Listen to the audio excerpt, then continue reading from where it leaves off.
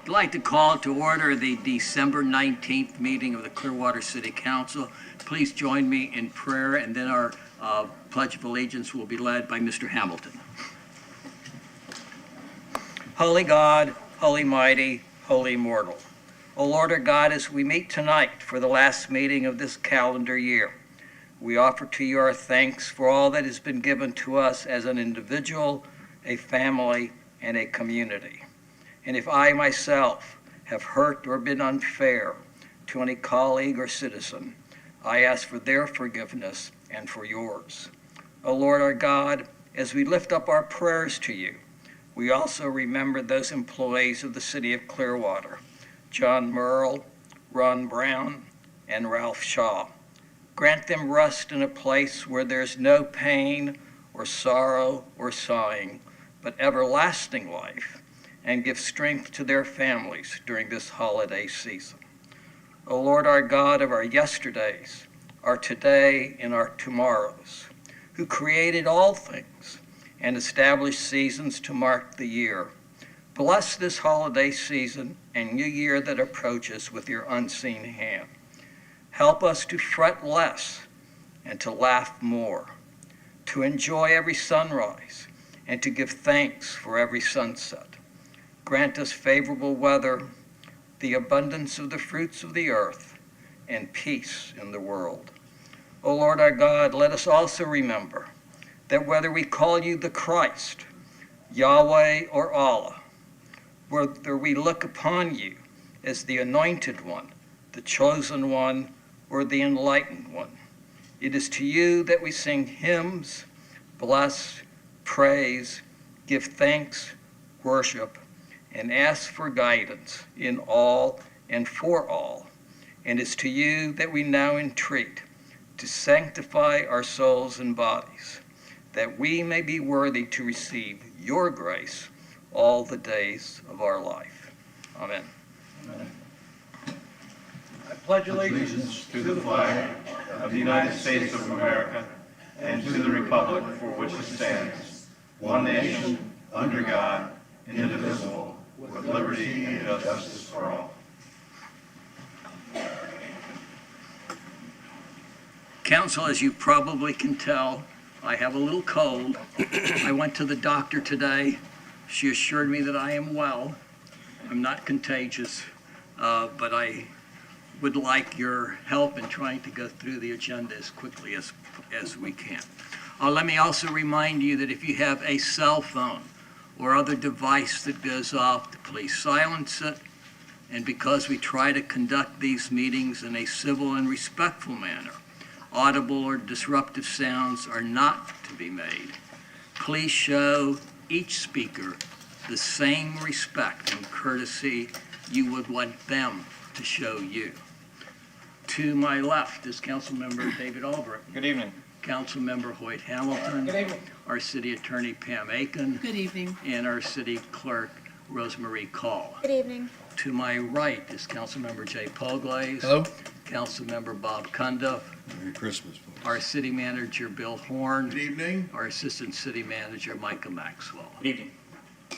Our first order of business is to recognize our Employee of the Month for December 2019, Kelly Calhoun from Information Technology. Kelly.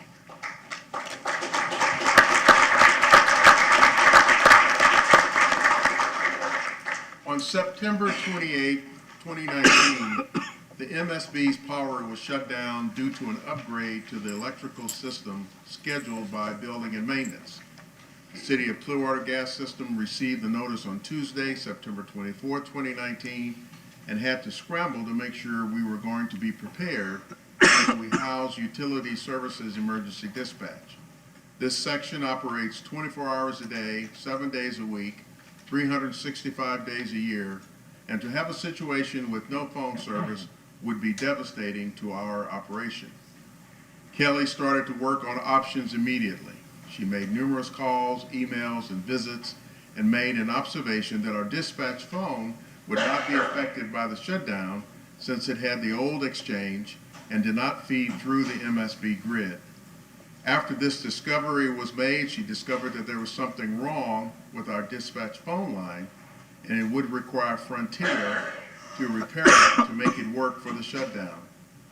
Frontier reported that it would not be able to be repaired in time, so Kelly had to scramble again for options. At 3:45 p.m. Friday afternoon, Kelly was able to get Frontier to do a hard transfer of our dispatch line to our dispatch cell phone. That Saturday came and we were up and running with our cell phone, and the day worked out without a hitch, and our operation was able to catch all calls for service throughout the whole shutdown. Thank you, Kelly, for your hard work in keeping the Clearwater Gas System Service dispatch operational, even when with all the obstacles that were thrown to you. Kelly Calhoun, Senior Telecommunications Analyst, December 2019 Employee of the Month.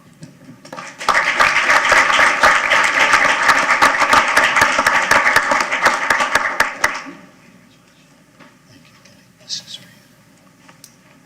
Thank you so much. Kelly, congratulations. Thank you. Thank you so much. Congratulations. Thank you. One of the events that starts off the Christmas season here in Clearwater is the Arc of Tampa Bay Foundation's Festival of Trees.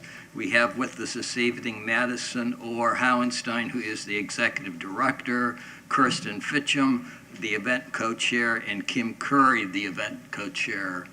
And it looks like it's just Madison. Tonight you get just me. Okay. Yes. But you don't get any more time, Madison. Okay, all right, Okay. you won't triple it for me. Well, good evening, everybody. I am here on behalf of everyone that is taken care of by the ARC Tampa Bay with intellectual and developmental disabilities to say thank you to you all as council members and the city of Clearwater at large for what you guys do to support the Festival of Trees. And really as a whole organization, you show so much to support to the ARC Tampa Bay and the ARC Tampa Bay Foundation. This year, we welcomed thousands of people and families into Festival of Trees at the Long Center to kick off the holiday season. I saw so many of you there, so thank you for coming. But it reminds me every year what a wonderful partnership we have with the city and the ARC. And you all believe so much in our services that we provide to people that you're willing to provide your resources to help us make it as successful as possible. And we did that this year. We are so proud of the money that we raised to support our programs and services. Being able to have full access to the Long Center and your incredible staff that work there, truly, they all are on the nice list this year. I heard from Santa, he was at Festival, he gave him the thumbs up, but they're so helpful to us and they really show what teamwork is all about, and how you guys give that back to the ARC is wonderful. We strive through this event to teach as many people about the ARC as possible. We help out 300 people every day and thousands of family members who have nowhere else to go but an organization like the ARC Tampa Bay.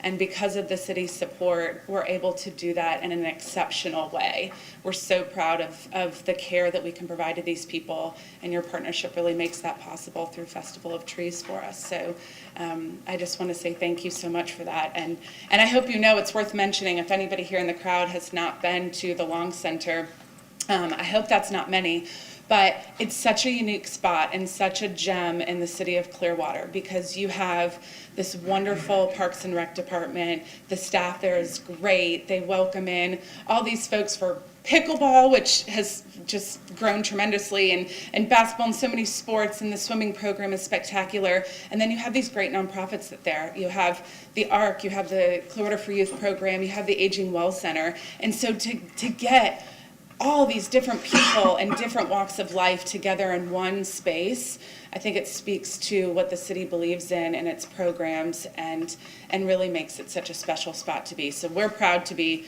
tenants at the Long Center and to have their support, and you all supporting us through what we do, because it's a wonderful, wonderful home that we have found for these special people that we take care of. Right. So thank you guys, and Merry Christmas to all of you. Madison, thank you very much. Thank you for singling out the staff at the Long Center, because I know that they look forward to this event every year, and they do it from their heart, so we appreciate Well, you have every level of individual that works at the Long Center was helpful to us. They're even down to taking out the garbage to helping us set up for the events, and they do it so happily because they understand what it's about. And so it's really special to know that, and you all should know, that the employees that you have there care so much about the community as a whole, and not just their job there at the Long Center, and it's so touching for us to see. Thank you. Yeah. Please give your staff, your clients, your family our love I from will. the City Council, and wish everybody a Merry Christmas. I will. Thank you all very much. Madison. Council, next on our agenda is to recognize our Human Resources Director, Jennifer Poirier, who received the 2019 People First Award. You want me to read her? Yeah, you're supposed to read it. Why don't you read it? You want me to read Yeah, it? yeah. Okay. So, well, so I don't, yeah. Okay, that's fine. Our Human Resources Director, Jennifer Poirier, was recently recognized by the Tampa Bay Business Journal and presented with the People First Award to honor her for her vital work as a human resources professional, which has positively impacted this Tampa Bay area organization, the City of Clearwater. Since joining the city in August of 2018, Jennifer already has a long list of accomplishments, including but not limited to the successful negotiation of three-year collective bargaining agreements, completion of a comprehensive classification and compensation study, the implementation of a diversity recruitment plan, creation of an expanded wellness initiative, and oversaw the creation of a citywide team building series. Jennifer, your energy, hard work, and dedication to the city is impressive, and we thank you for all that you do. Council, why don't we go down in front, and I think Rosa will take a picture. Yeah. Good.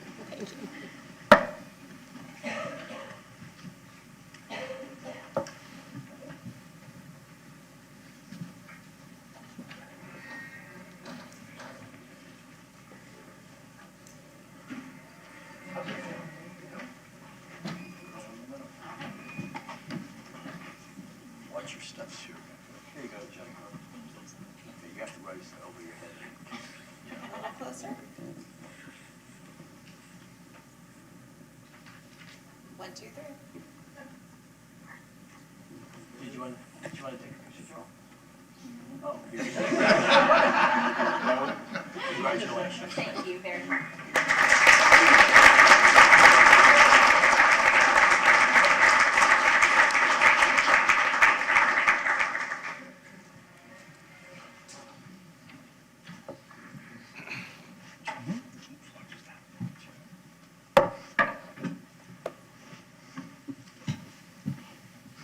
It's always special when somebody outside the community recognizes one of our own.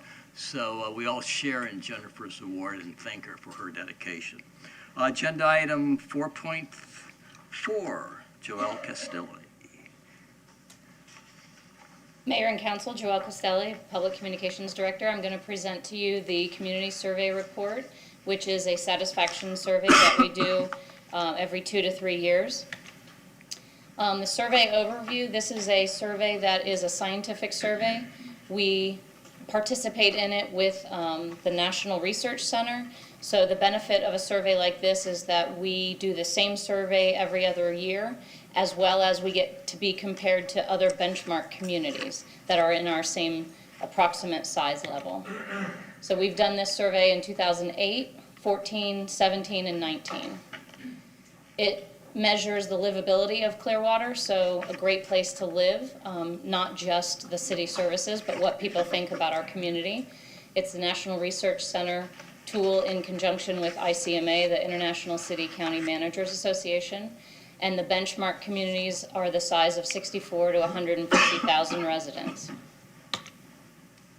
So we sent out 3,000 surveys. We received 504 mail-in surveys with ordered safety, mobility, natural environment, on quality of life.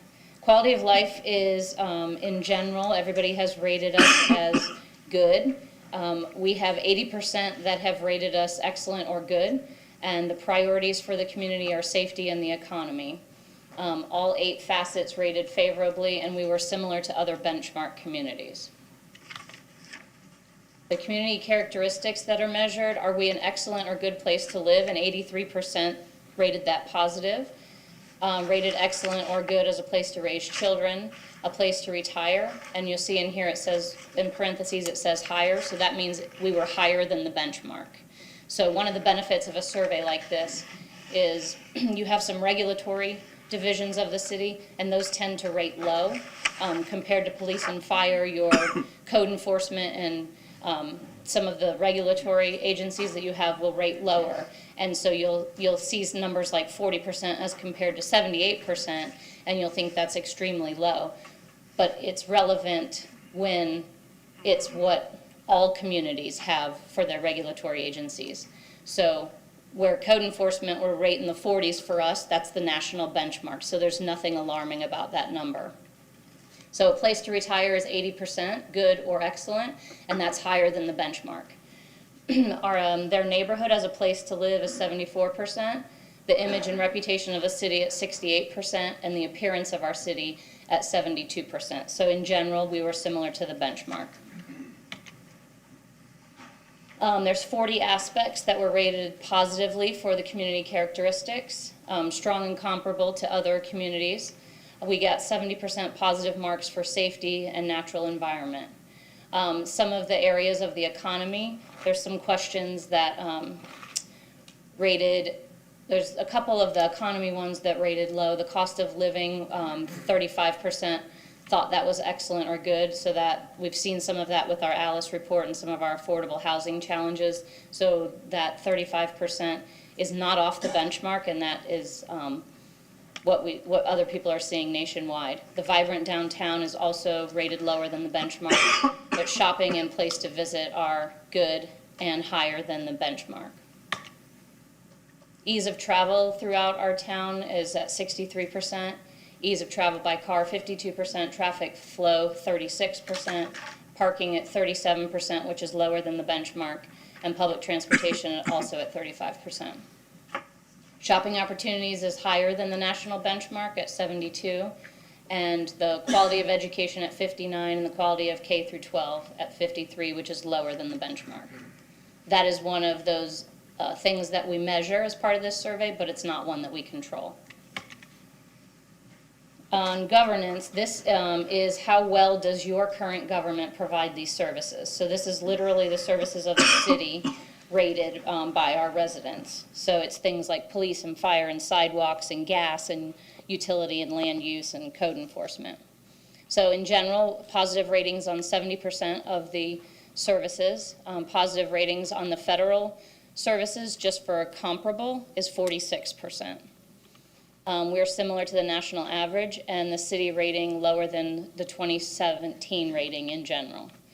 So our ratings went down a little bit. Leadership and governance, all aspects rated positively, about half of them rated positively, and customer service for all of our employees rated at 69%, also similar to the benchmark. 25 services and amenities were rated for governance, and generally 4 in 10 residents rated everything positive, similar to the benchmark for all of those services except for drinking water. We consistently rate low for our drinking water taste and quality. The drinking water did rate higher in 2019 than in 2017 though. The highest rated departments and services that the city provides are always police and fire and emergency services, the safety areas, and the lowest rated, which as I mentioned is similar to the benchmark, is traffic, signal timing, land use, code enforcement, and economic development is a newer one that's come on that list as being lower.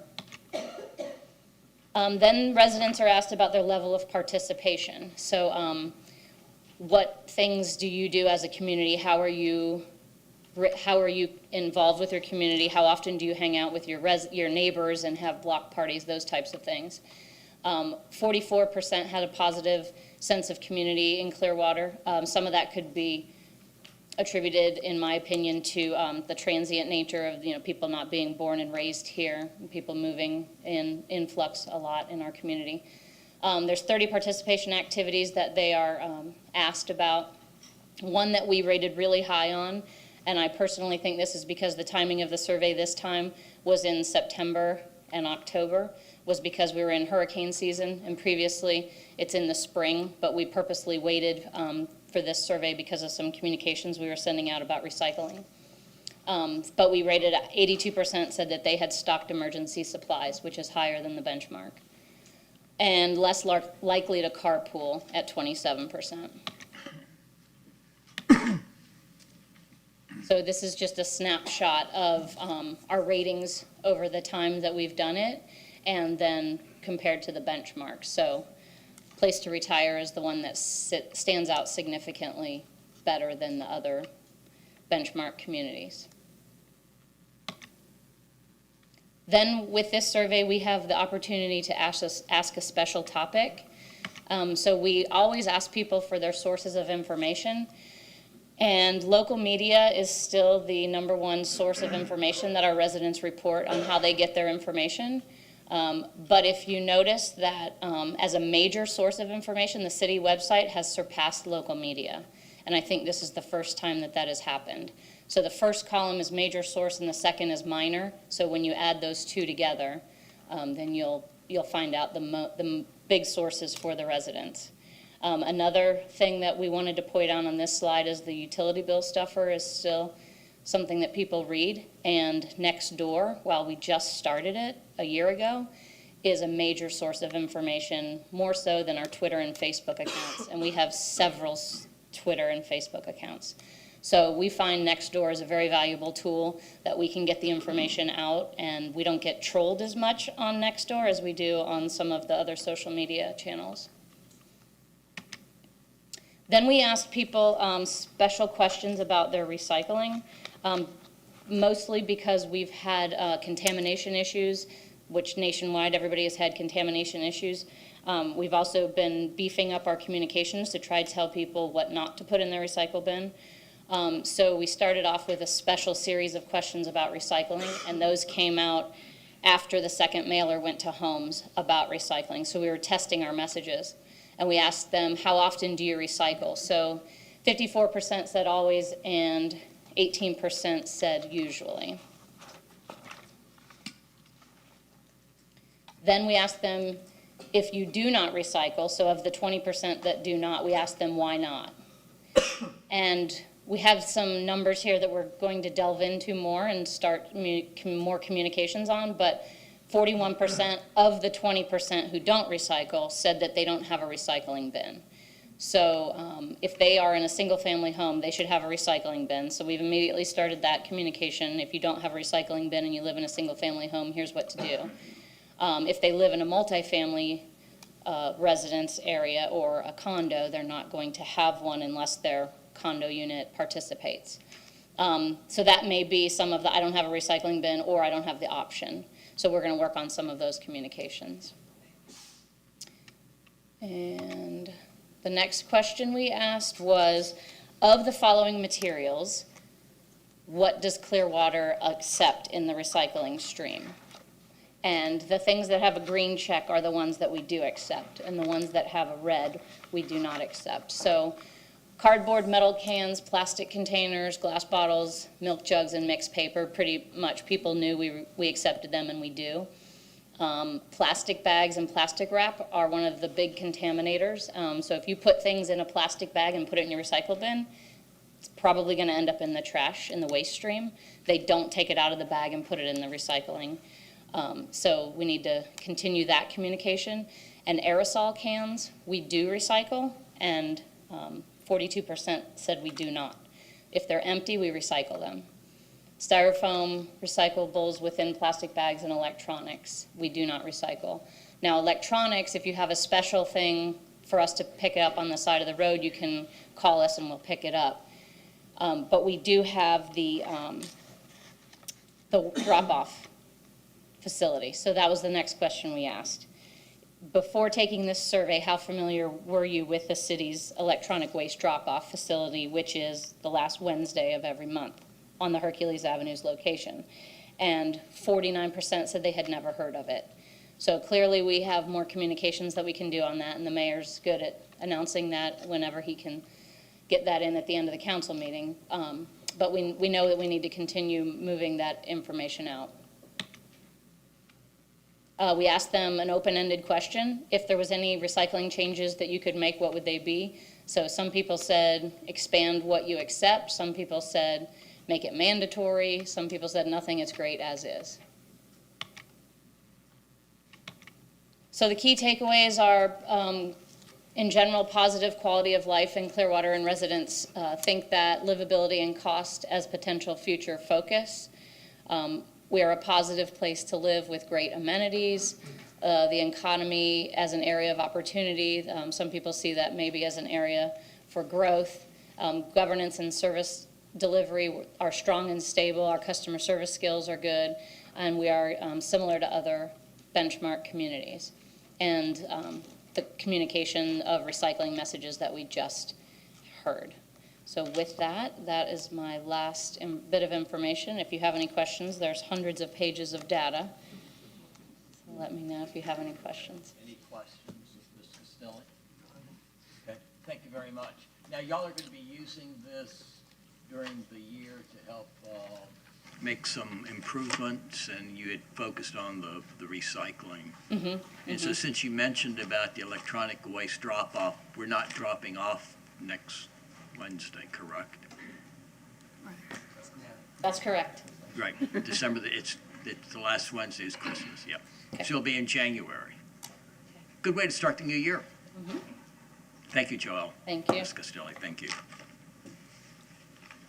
Counselor, are there any addition or corrections to the minutes of December the 5th? Move approval.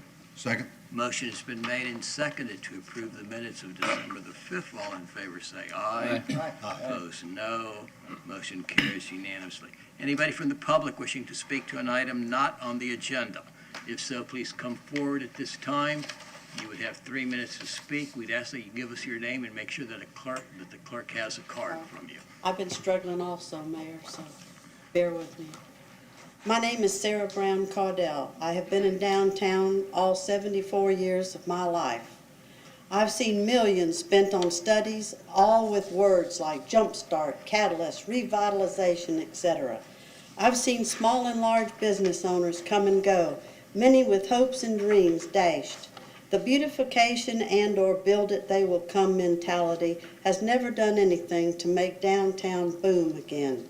It has to coincide with shops, convenient parking, and public garages. A multi-car tram should run continuously, picking up people to take them up and down the hill to Coachman Park, to and from the marina and downtown business areas.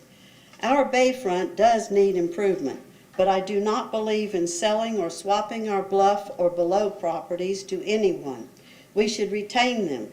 They all belong to the city taxpayers of this city. When you send out the request for proposals nationally to developers to consider the bluff properties for multi-use, do so with reconsideration for a hotel and convention facilities, shopping, restaurants, and bars on leased bluff land. I voted to redo Coachman Park, but since the original meetings, things changed. I did not vote for a pagoda. I suggest instead a large American flag flying over a sculptured monument dedicated to veterans, police, and first responders. The pedestrian overpass. I was told at a public meetings that tall trees will be planted so viewing from the overpass to look at the stage or sunsets will be impeded. I know the 4,000 seats will be sold, but what about other times when 6,000 or more people show up? Will they have a view from the pedestrian overpass? If they don't, why build it? We have had lakes before. This lake with bridge and pagoda takes up a large area that would better be used for people attending. I also believe in keeping the name Coachman Park, not Coachman Commons. A way to bring both ends of Cleveland Street together is to remove the islands from the center and have angle and horizontal parking on all of Cleveland Street. With a straightened street, parades could once again be from the east end all the way to Coachman Park. All of Clearwater would come and enjoy a parade for veterans, Fun and Sun, Christmas, MLK, LGBTQ, Cinco de Mayo, and more. I'm going to speak to you from my heart. I would like for council, staff, and Mr. Miscavige to open your hearts and put back a little of our city's grassroots. I cannot imagine that Mr. Miscavige and parishioners that own property downtown. Thank you, ma'am, your time is up. Can I just finish? Thank you, ma'am, your time is up. Anybody else from the public wishing to speak to an item not on the agenda? I'll tell you what, I'd like to give you all this, Okay. I'll take it. Because the last part was pretty good, and I only had 3 sentences. No, just give it to the clerk, and she'll get it to all of us. Sorry. But if I let you go over, then I have to let everybody go over. Good evening, Mr. Mayor, members of the council. I'm Bill Johnson. I did fill out a card. I have 3 things I want to cover very quickly tonight. A month ago, I spoke to you about my experience at Moccasin Lake Nature Center and what a wonderful facility that is, and suggested that the city try to expand that if there's opportunities. I learned that there is a potential opportunity, and I shared that with the city manager, and he kindly looked at that feasibility a little bit and said there's some property concerns with the property title perhaps, but on the other hand, it's not included in the master plan for Moccasin Lake. And so it would be up to the rest of you to say, Mr. City Manager, will you at least look at that? And I would suggest that that be something that you would do. The second thing is, understand you're going to be talking about Imagine Clearwater comments, or Imagine Clearwater at the end of the meeting tonight, but not taking public comments there. So I just wanted to briefly say I did send you some correspondence earlier in the week based on what we saw at the public meetings. I'd like you to consider that as you move forward. And the last thing I'd mention is that I've been through several of the rec centers and some of their holiday parties, and one that I'd like to really highlight is the Lake Bellevue community. The staff has really been working hard with that community, and I believe the community has responded quite well. And so I would commend you and encourage you and all of the city staff to continue that wonderful effort down there to really kind of make that a special part of the Clearwater too. So with that, thank you. Wish you a happy holidays. Anybody else from the public wishing to speak to an item not on the agenda?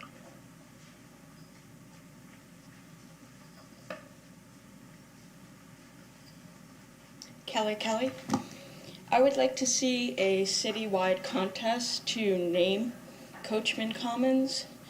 I think we have a lot of creative people in Clearwater, and it would draw people, engage people as they come together for the park. Anybody else from the public wishing to speak to an item not on the agenda? If not, I will.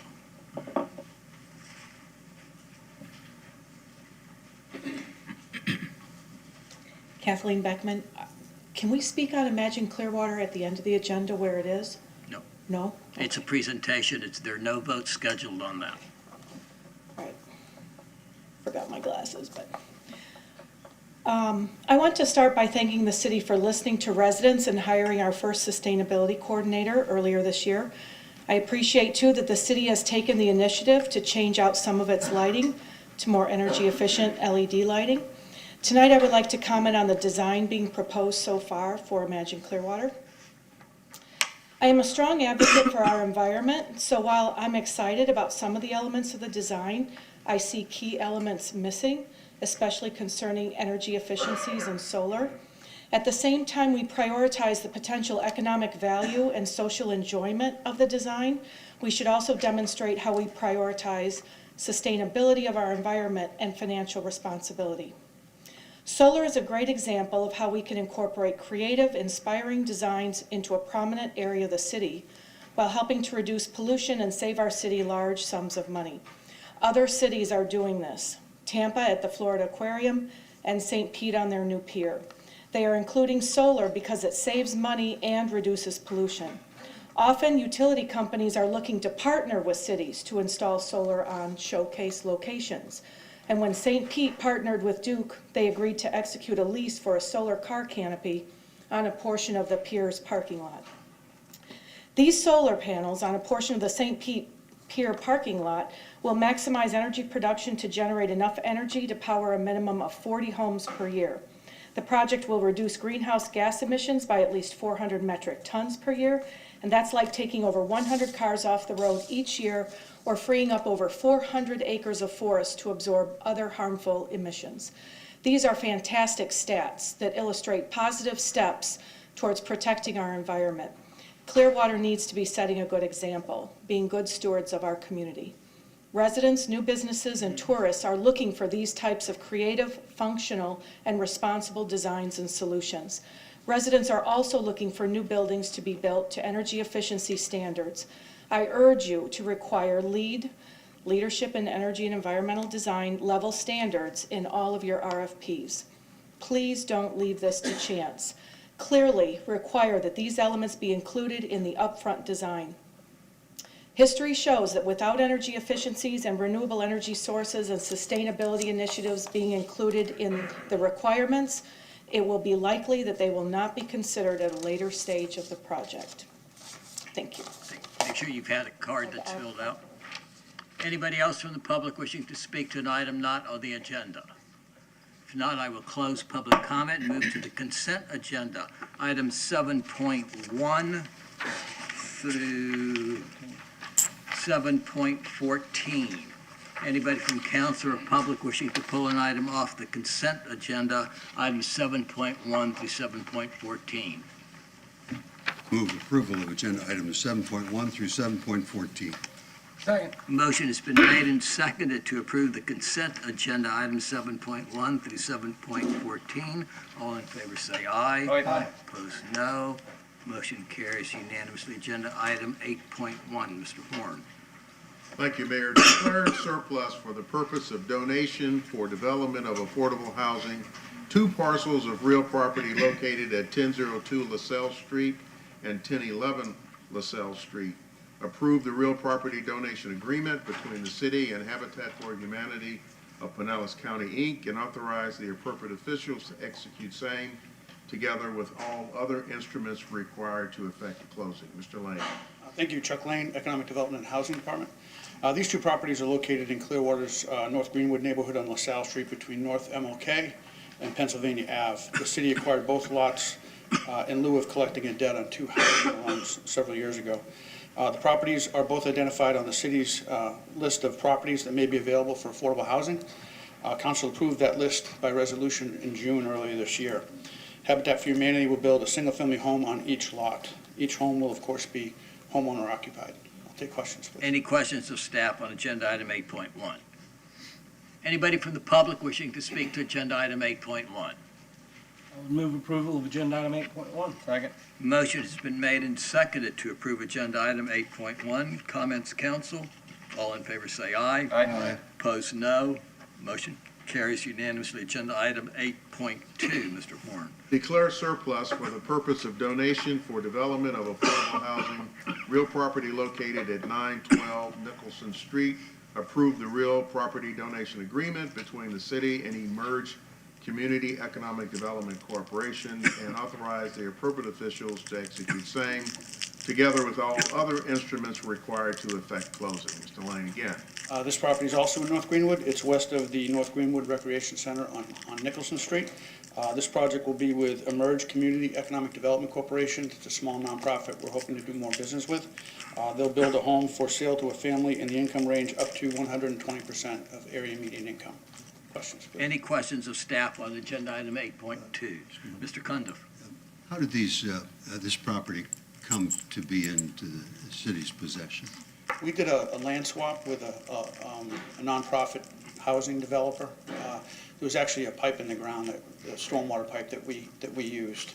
It's been abandoned, so now the property is available for surplus. Any other questions, council? Anybody from the public to speak to agenda item 8.2? I move to approve agenda item 8.2. Second.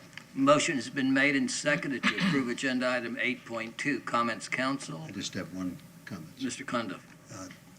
I just wanted to thank Economic Development and Housing for taking surplus property when it comes into our hands and using it for affordable housing. I know it's not at all the first time this has happened, and I do appreciate it, and those who are going to be living in those homes appreciate it too.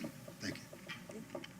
Motion has been made and seconded to approve agenda item 8.2. All in favor say aye. Aye. Opposed, no. Motion carries unanimously. Agenda item 8.3. Approve the City of Clearwater's fiscal year 2018-2019 Consolidated Annual Performance and Evaluation Report, otherwise known as CAPER. Mr. Lane. I'm going to use a brief PowerPoint to present the Housing Division's Consolidated Annual Performance and Evaluation Report. Of course, that's the CAPER. By December 31st of each year, the city is required to submit the CAPER to HUD. It's our year-end report of our accomplishments made with the use of Community Development Block Grant Program funds and Home Investment Partnership Program funds. As a reminder, the four-year consolidated plan adopted in 2016 by Council establishes 5 goals of these HUD-funded programs. These goals address priority needs in the community and federal statutory requirements surrounding housing, homelessness, non-homeless special needs, community development and public services, and economic development. The CAPER documents the outcome indicators of each goal. The report also briefly summarizes the activities accomplished with funding from the State Housing Initiative Partnerships Program and the Pinellas County Housing Trust Fund. So the resources and expenditures for the federal programs include entitlement from CDBG and home. Entitlement funds are formula-driven amounts that are provided directly from HUD to communities, entitlement communities like Clearwater. The entitlement numbers have remained steady over the last several years. In 18-19, we received nearly $741,000 in CDBG and $383,000 in home. We carried over nearly $1.4 million in prior year funds, received approximately $131,000 in program income, which is primarily generated from the repayment of loans under our home program activities. We also have a revolving loan fund that we can use for housing and economic development activities. The city expended approximately $1.4 million of these available funds, leaving a balance of just over $2.4 million.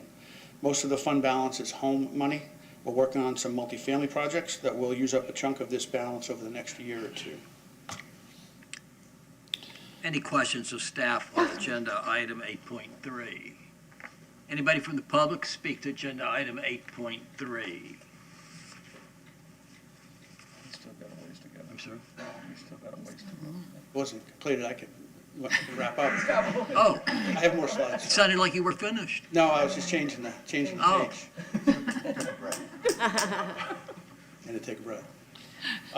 Aside from our federal funds, the city's also expended over $930,000 in state housing initiative partnership funds and Pinellas County Housing Trust funds. And as we've done in the past, for the past several years, we provided a total of $235,000 to several agencies, partner agencies, to help us carry out our homeless initiative. When we use home funds on housing projects, we're required to provide a 25% non-federal match. We use SHIP and County Trust Fund primarily for that match. Our match requirement in the report year was $178,000. Most of the community development program and housing programs the city administers are intended to leverage private funds. Our expenditures with federal funds alone leverage nearly $770,000 in private investments. Our community development and housing programs are all about providing assistance to people and households. You can see our partnerships with public service providers really allows us to reach the largest amount of Clearwater residents. And this slide shows you the number of people and households we assisted with the state and local funds. As you all know, we couldn't serve the number of people we serve without partnerships. These are our public service partners for the report year. They play a role in assisting and carrying out our programs and providing services to our community. They are RCS Pinellas, Homeless Emergency Project, also known as Homeless Empowerment Program, Maddie Williams Neighborhood Family Center, West Care Gulf Coast Legal Services, Pinellas Opportunity Council, and Intercultural Advocacy Institute, also known as Hispanic Outreach Center.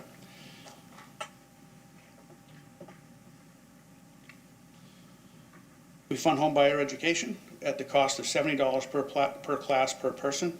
We partnered with 3 organizations this year to deliver these classes to Clearwater residents: Clearwater Neighborhood Housing Services, Tampa Bay Community Development Corporation, and Housing and Education Alliance. 153 Clearwater residents completed this program this year.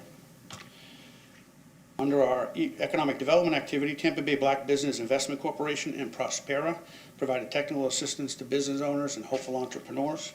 We used CDBG to fund 5 public facility improvements to benefit Clearwater residents: Our Club Child Care, St. Vincent de Paul Community Kitchen and Resource Center, Directions for Living, HEP, and we started a project with the Arc of Tampa Bay. The project was completed in this fiscal year.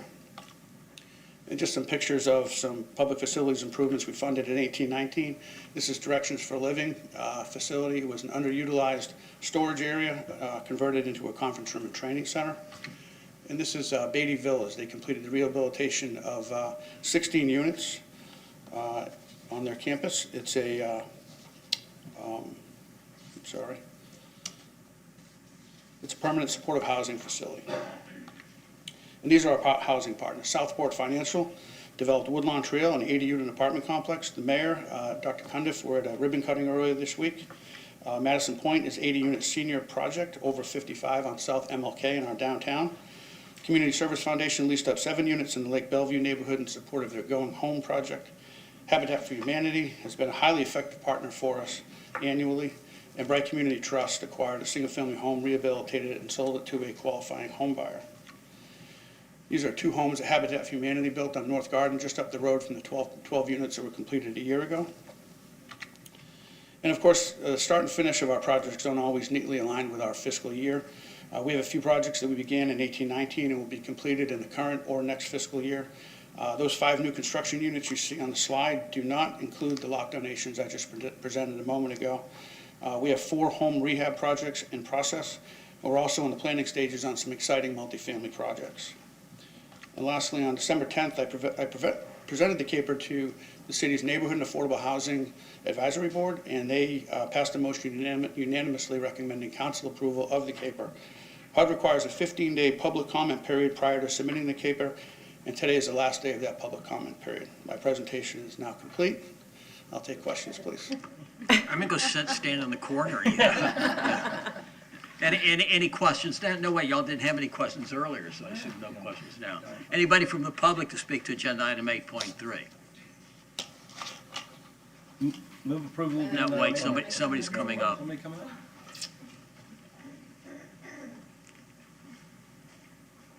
We ask that you give us your name and make sure we have a card on file. Sure. Kathleen Beckman. So I realize that affordable housing or workforce housing is incredibly complex, and I won't pretend to have any magic answers, but I was here for the presentation for the Affordable Housing Advisory Board and looked over that whole presentation as well. And there are some key points I think we need to be aware of as part of the last day of public comment, and I'm not sure how well advertised it is that people can comment on that report or take the time to read it. But information to be aware of out of that report: 49% of Clearwater residents, 3% more than the county average, are living in a, quote, household insecure state. And Ms. Sanderson explained during that meeting that I was at. That's 3% more than the county average, are living in this housing insecure state. That these residents are just $400 away from a housing crisis. 17% of our residents live at or below the poverty level. 10,745 renters have a cost burden greater than 30% of income, and 5,365 renters have a cost burden greater than 50% of income. Among all income groups, 7,865 owner households have a cost burden greater than 30% of income, and 3,470 owner households have a cost burden greater than 50% of income. Remember, as Mr. Lane explained to me, or maybe not Mr. Lane, somebody on the board, these are household numbers. The number of people affected, the number of people in a household, is far greater. The most sobering sentence of that draft report is this: the city of Clearwater is a built-out community and lacks developable land for construction of new affordable owner-occupied and rental housing. These barriers continue to have a negative impact on projects and programs utilized to implement the city's stated strategies. And so it is, a huge problem, and I don't have any magic answers, but it does need to be addressed and it does need to be a priority. And looking at those sobering numbers needs to be front and center. Thank you. Anybody else from the public wishing to speak to agenda item 8.3? If not, I will close public comment. Ask for a motion. Move approval of agenda item 8.3. Second. Motion has been made and seconded to approve agenda item 8.3. Comments, council? Mr. Kondo. Just have one, thank you, Mr. Mayor. On one of the slides, and we went over it very, very quickly, on households and persons that we did assist with federal funds this past year. Over 100 households and 7,396 persons were assisted either with land acquisition, economic development, housing, public facilities, or public service. And I think we can be proud of that. Any other comments, council? Motion has been made and seconded to approve agenda item 8.3. All in favor say aye. Aye. Opposed, no. Motion carries unanimously. Agenda item 8.4, Mr. Horn. Approve their request from Edgewater Valor Capital LLC, the applicant, to vacate a portion of a 5-foot wide platted utility easement as recorded in Plat Book 31, page 12 of the Public Records of Pinellas County, Florida, and a portion of a 10-foot wide platted alley as recorded in Plat Book 4, page 56 of the Public Records of Pinellas County, Florida, and pass ordinance number 9352-20 on first reading. Ms. Kivett. Good evening, Mayor and City Council. Tara Kivett, Engineering Director. The applicant has requested that the city vacate a portion of a 5-foot wide platted utility easement and a portion of a 5-foot wide platted alley on the applicant's property. This will allow development of a condominium complex. As a condition of the proposed vacations, the applicant will grant the city a new 10-foot wide utility easement. All city stakeholders have reviewed the vacation request and the proposed new utility easement and have no objections. Any questions? Any questions of staff on agenda item 8.4? Ms. Kivett, had this been approved previously for another project on Yes, back in '04, under a development order, there was a similar project where we had approved the same Yeah. easement and, the same vacations. That development did not go through, so that was rescinded. Okay, you may not be able to answer this question. Was the project the same size as the one that was considered now, or was it smaller or larger? It was smaller. The proposed development was 62 units, I believe, at a height of 59 feet above the base flood elevation. This current development is larger than that. Okay, thank you. The applicant. Thank you, Mr. Mayor. Council members Brian Ungst and Alan McDonald. My address is 625 Court Street, Clearwater, Florida. On behalf of the applicant, Edgewater Valor Capital LLC. This is a routine request for a vacation of an alleyway and a utility easement and relocation of that utility easement. It has been reviewed by all of the stakeholders, including Duke Energy, WOW, Frontier, Spectrum, Pinellas County, and all of them have no objection to this request. The city staff has no objection to this request and is in support of it. This alleyway and this easement are wholly contained on my client's property. No one else has any right to use them. No one else uses them. They don't impact anyone else in terms of the use of the alleyway or the easement. And you can see here, this is the proposed vacation of the 5-foot wide utility easement.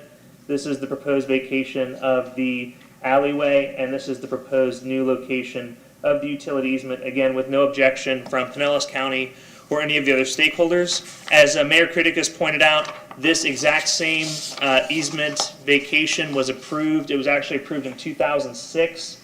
It was unanimously approved by the City Council on that date, and it was a smaller parcel. The parcel was only 2.5 acres. This parcel is 2.913 acres. And so therefore you get the density difference. There are no extra density units allocated to this site.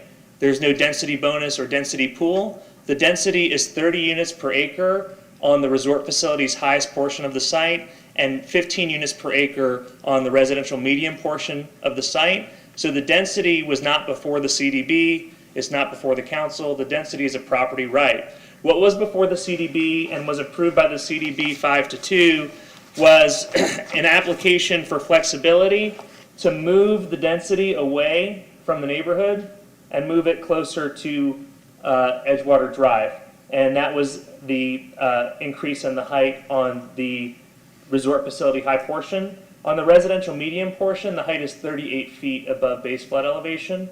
On the resort facility high portion, the height is 86 feet above base flood elevation. In the prior approval, the height was 59 feet, but it was only 10 feet setback from the property line, which again was not the same property line because we got additional property over here. So I want to make it clear the property line was actually closer to over here, but there were single family homes on those properties. So as I've stated numerous times at the CDB and in front of the appellate court judge, the density was not at issue. It's a property right. What was at issue was how tall the building was going to be. And if the building was 50 feet, we could get a staff level approval without going to CDB. But that would be much, much closer to the neighborhood. So the request was for flexibility to move it away from the neighborhood. And that's where your height comes in. The height is actually 152 feet setback from the neighborhood. That's not before you, but I know it's a concern. So I wanted to go through it and discuss it. As you know, the CDB conducted a 7-hour hearing on this, approved it 5-2. It was appealed to Judge Francine M. Folks, who is a Division of Administrative Hearings officer.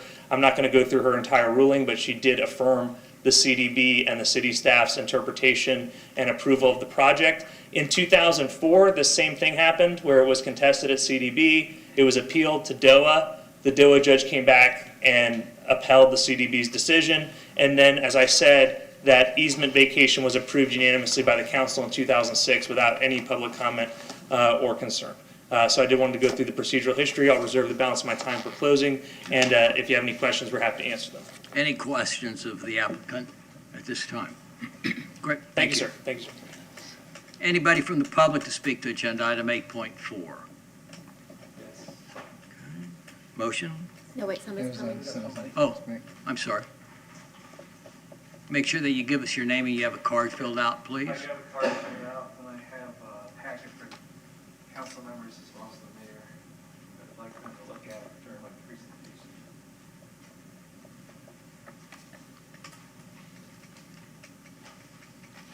State your name. My name is Carl Balducci, and Speak up at the microphone, sir. when you all get your packets. I was Carl Balducci. I'm an affected party for the project we're talking about. I would like this alley not to be vacated so as to halt this development in its present design. The city planner on this project went on record with his conclusions against passing it, but was replaced, and his replacement did not have those same concerns even though nothing had changed. It is also my concern that this is not a winning proposition for all parties. The city will fill its coffers, with a lot of property tax dollars, and the developer will become more of a multimillionaire, but at the cost of Clearwater, Edgewater community at large. The community has let its displeasure be known with over 1,000 man-hours of demonstrating at rallies and preparing for city meetings, as well as spending all the dollars it could muster to try to afford proper legal representation, what it could never afford or obtain. And rightfully so, as this project stands in present form, will permanently scar the pristine skyline of Edgewater Drive and Sunset Point Road scenic corridors that, according to Clearwater's future land use guide, it must preserve. Just as the first planner knew this project shouldn't pass, this project should have never passed the CDB either, as it is in violation of at least 3 of the 6 Section 3.914 criteria that it must meet. Those being that the proposed development should not significantly impair the value of adjacent property. And I want you to refer to the notes I gave you. They did not have any expert witness to state that it will or may not. In fact, their response says that it may impact the property at Sunnydale Drive. And they didn't, with substantial competent evidence, conclude otherwise. And then also, the proposed development shall be consistent with community character of the immediate vicinity and be in harmony with the scale and bulk. When Dean Falk asked twice, he was an affected party, when he asked Ellen Crandall twice, the substitute planner for the city, at the CD meeting, if it was consistent with the character of the immediate vicinity, she both times answered, yes, they are both residential. This is simply not an adequate response from the city planner to justify this project's current design. And I want you to refer to the CDB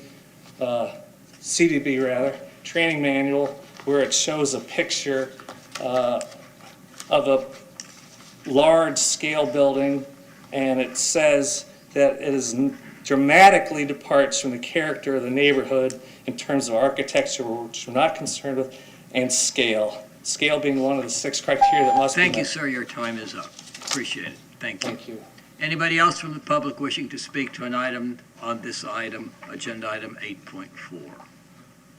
If not, do we have any further comments from city staff?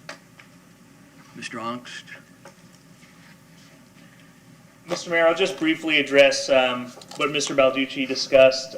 These issues were thoroughly discussed at the 7-hour hearing. They were thoroughly addressed in the over 100-page application and resubmittal to the city, which was first initially filed on January 2nd, then resubmitted somewhere around April 15th.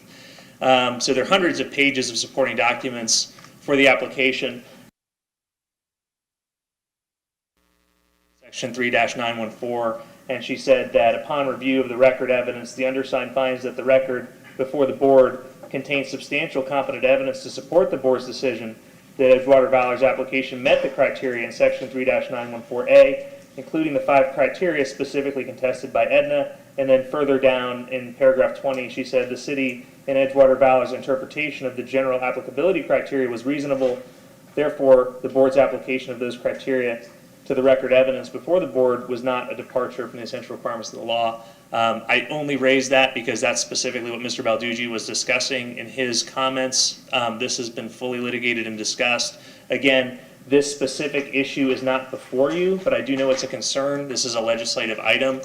What's before you is whether or not this unopposed by the stakeholders vacation of this 15 feet and relocation to the 10 feet will be approved just as it was in 2006 under very similar circumstances. Thank you. Motion? Since he got more than his 1 minute. I am sorry. I would like I'm to- sorry, sir. Your time is up. Is there a motion? Yeah, I move to approve agenda item 8.4. Second. Motion has been made and seconded to approve agenda item 8.4. Comments, council? All in favor say aye. Aye. Opposed, no. No. The motion passes 4-1 with critics in opposition. Ms. Aiken.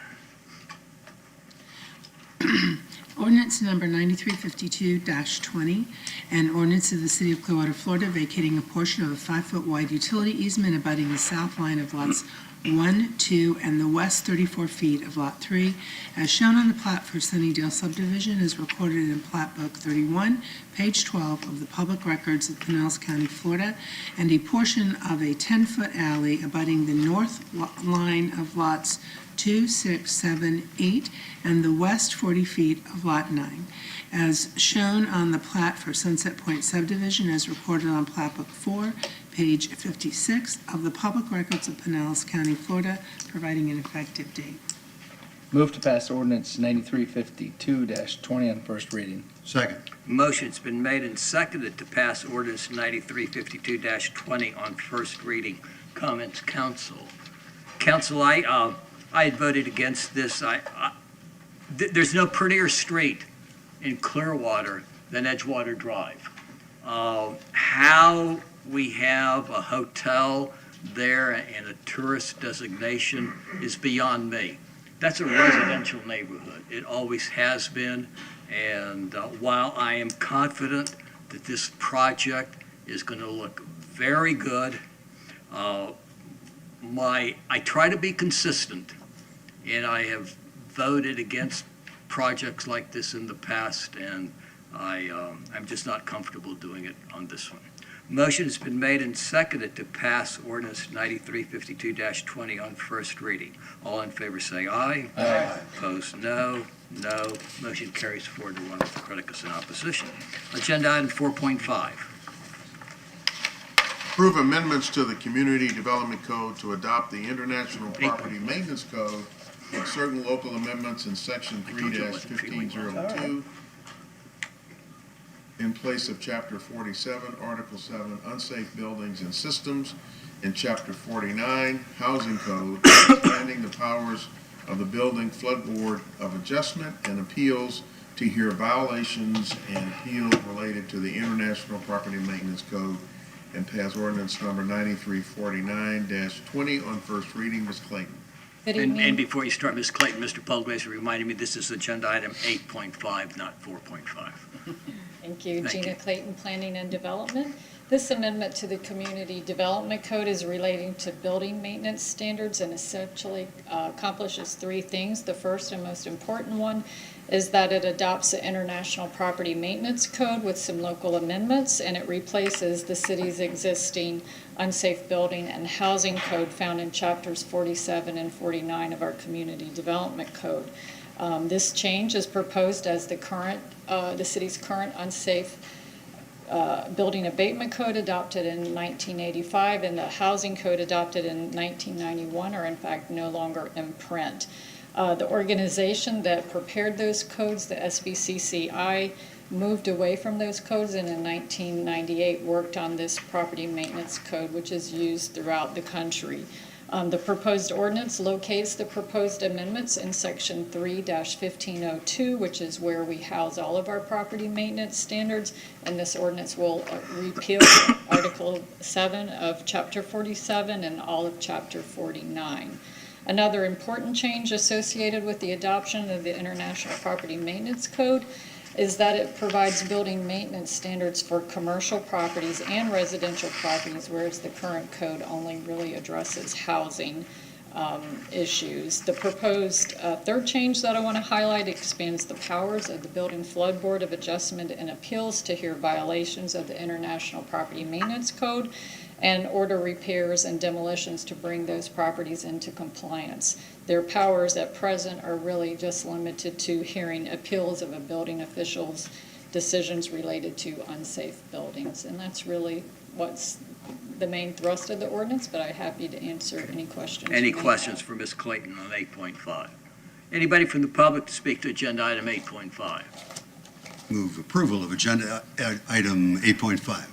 Second. Motion's been made and seconded to approve agenda item 8.5. Comments, council? All in favor say aye. Aye. Opposed, no. Motion carries unanimously. Ms. Call. Ordinance number 9349-20, an ordinance of the City of Clearwater, Florida, amending Section 3-1502 of the Clearwater Community Development Code to adopt the International Property Maintenance Code 2018 edition with certain local amendments, amending Section 3-2304 of the Clearwater Community Development Code to remove reference to the Standard Housing Code and replace with reference to the International Property Maintenance Code 2018 edition, amending Section 3-2305 of the Clearwater Community Development Code to remove reference to the Standard Housing Code and replace with reference to the International Property Maintenance Code 2018 edition, amending Section 47.033 of the Clearwater Community Development Code to expand the powers of the Building Flood Board of Adjustment and Appeals, amending Section 47.051 of the Clearwater Community Development Code to adopt the Florida Building Code, repealing Chapter 47, Article 7 of the Clearwater Community Development Code in its entirety, repealing Chapter 49 of the Clearwater Community Development Code in its entirety, providing for severability and providing an effective date. I move that we pass ordinance 9349-20 on first reading. Second. Motion's been made and seconded to pass ordinance 9349-20 on first reading. Comments, council? All in favor say aye. Aye. Opposed, no. Motion carries unanimously. Agenda item 9.1 is a second reading. Ms. Aiken. Ordinance number 9343-19, an ordinance of the City of Clearwater, Florida, annexing certain real property located on the east side of Owen Drive, approximately 365 feet north of State Road 590, whose post office address is 1725 Owen Drive, Clearwater, Florida 33759, into the corporate limits of the city and redefining the boundary lines of the city to include said addition, providing an effective date. I'll move to adopt ordinance 9343-19 on second reading. Second. Motion has been made and seconded to adopt ordinance 9343-19 on second reading. Comments, council? All in favor say aye. Aye. Opposed, no. Motion carries unanimously. Agenda item 9.2, Ms. Call. Ordinance number 9344-19, an ordinance of the City of Clearwater, Florida, amending the future land use elements of the comprehensive plan of the city to designate the land use for certain real property located on the east side of Owen Drive, approximately 365 feet north of State Road 590, whose post office address is 1725 Owen Drive, Clearwater, Florida 33759, upon annexation to the City of Clearwater Residential Low, RL, and Water Drainage Feature Overlay, providing an effective date. Move to adopt ordinance 9344-19 on second reading. Second.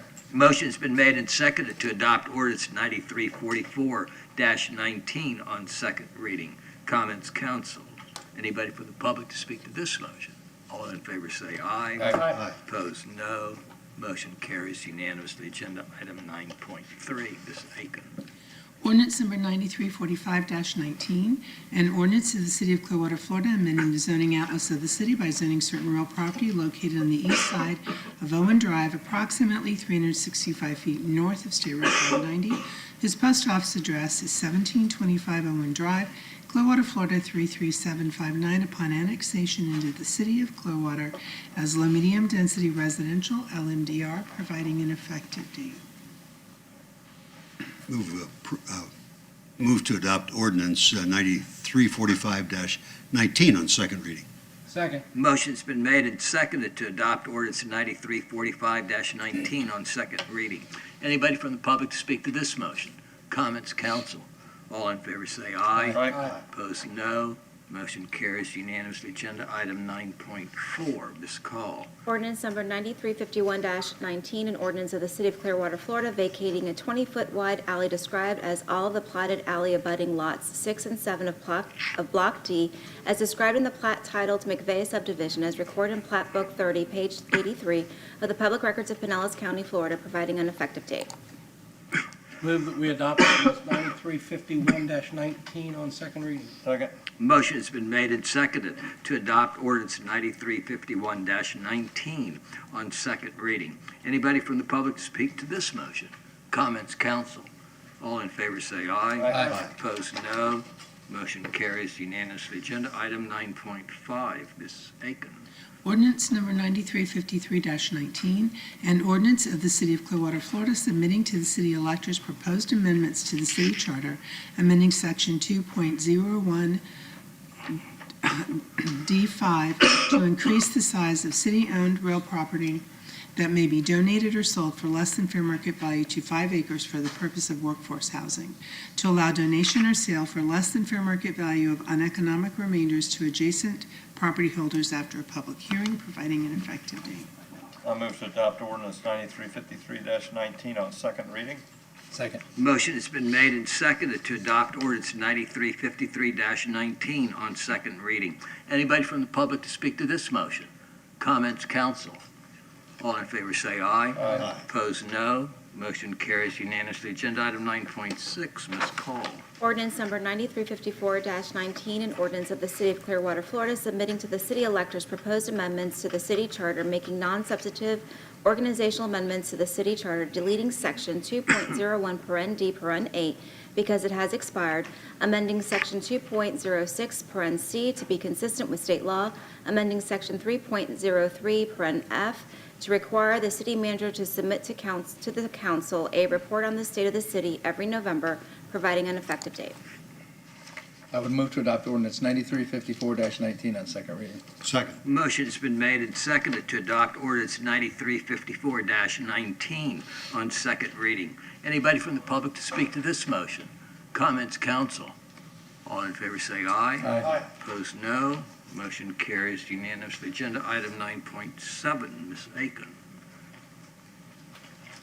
Ordinance number 9355-19, an ordinance,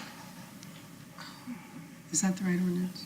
Yes. An ordinance of the City of Clearwater, Florida, submitting to the city electors proposed amendments to the city charter, amending section 7.02, general provisions, to require the council to appoint a charter review advisory committee at least every 8 years, providing an effective date.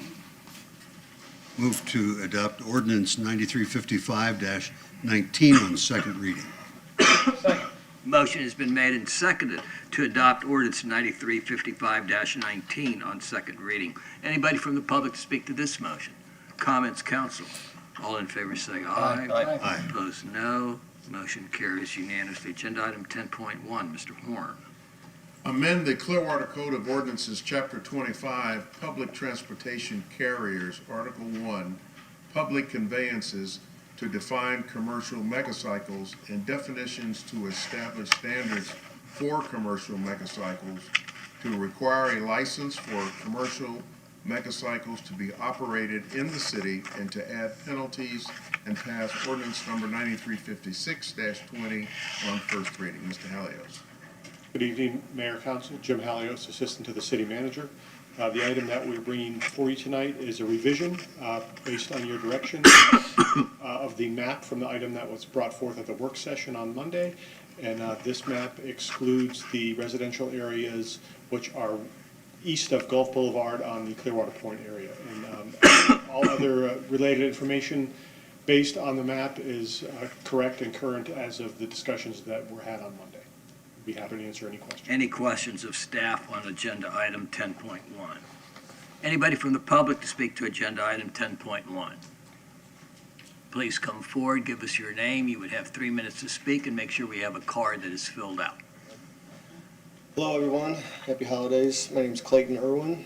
I'm here about trying to get the beer and wine only approved on the pilot program for the megacycles. I did my own survey in the beginning when I first started this venture. Because I had a feeling it might not go through, and I kind of felt it out and see how people would feel about having alcohol, not having alcohol on the megacycles. It wasn't good. I don't think I found one person that said, oh yeah, it wouldn't bother us at all. The whole part of the program is to have a beer or a glass of wine while you're on the party bikes and while you're going around seeing the city pedaling. It's kind of the fun, it's excitement, just adds to it. One of the things that if we could allow it just for like maybe a short time of the pilot period where you guys could say, all right, this is going to work or it's not going to work, that's fine with me. I don't think because of the cost of the bikes and how much it costs to operate these things, I think the reviews on Facebook and Yelp would just kill the program for me. I don't think I would be able to move forward unless that was actually a part of the bikes. But I would be willing to do the pilot program with it if you guys could allow it. Because we're going to monitor it. We have very well-trained staff that's going to make sure everybody stays in check. It's going to be still family friendly. There's not going to be any swearing allowed. None of the alcohol will be allowed to leave the bikes. It's all going to have to stay on. We fall under the same rules as a limousine because it's a 16-passenger bike. And we will have to follow the exact same rules as a limousine. I just want the city to kind of like give it a shot, and if you guys tell me later down the road, this is not going to work out for us, either you pull the alcohol or get the bikes off the beach, and that's where we'll go from there. I'll find another market for it. But this is the market I want. This is where I live. I'm very passionate about the city, as you all know, and I hope that you guys would, see it through. I really appreciate everything. So, thank you guys. Anybody else from the public wishing to speak to agenda item 10.1? Motion? Motion to approve agenda item 10.1. Is there a second? Second.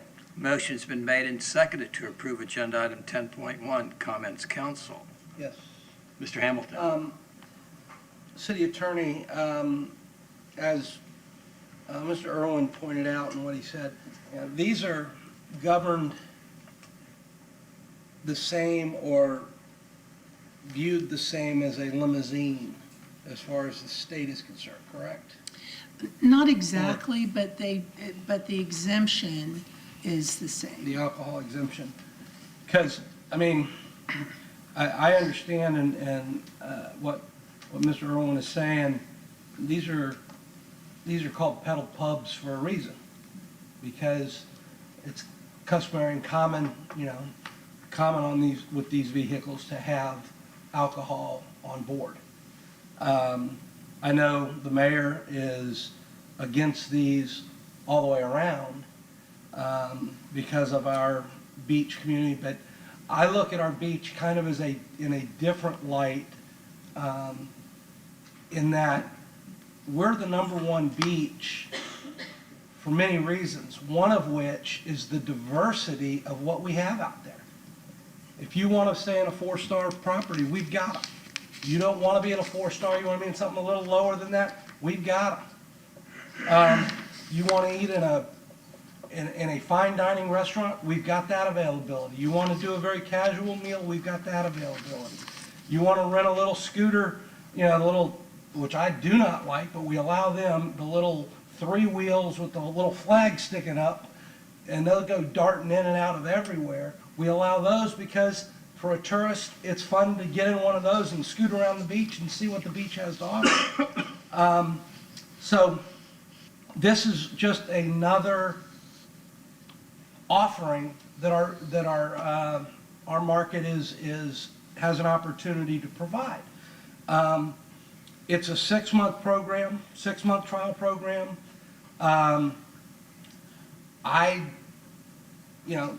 The operator is going to be responsible for the behavior and the actions of the vehicle. So if they don't do it right, they're going to hear about it very quickly.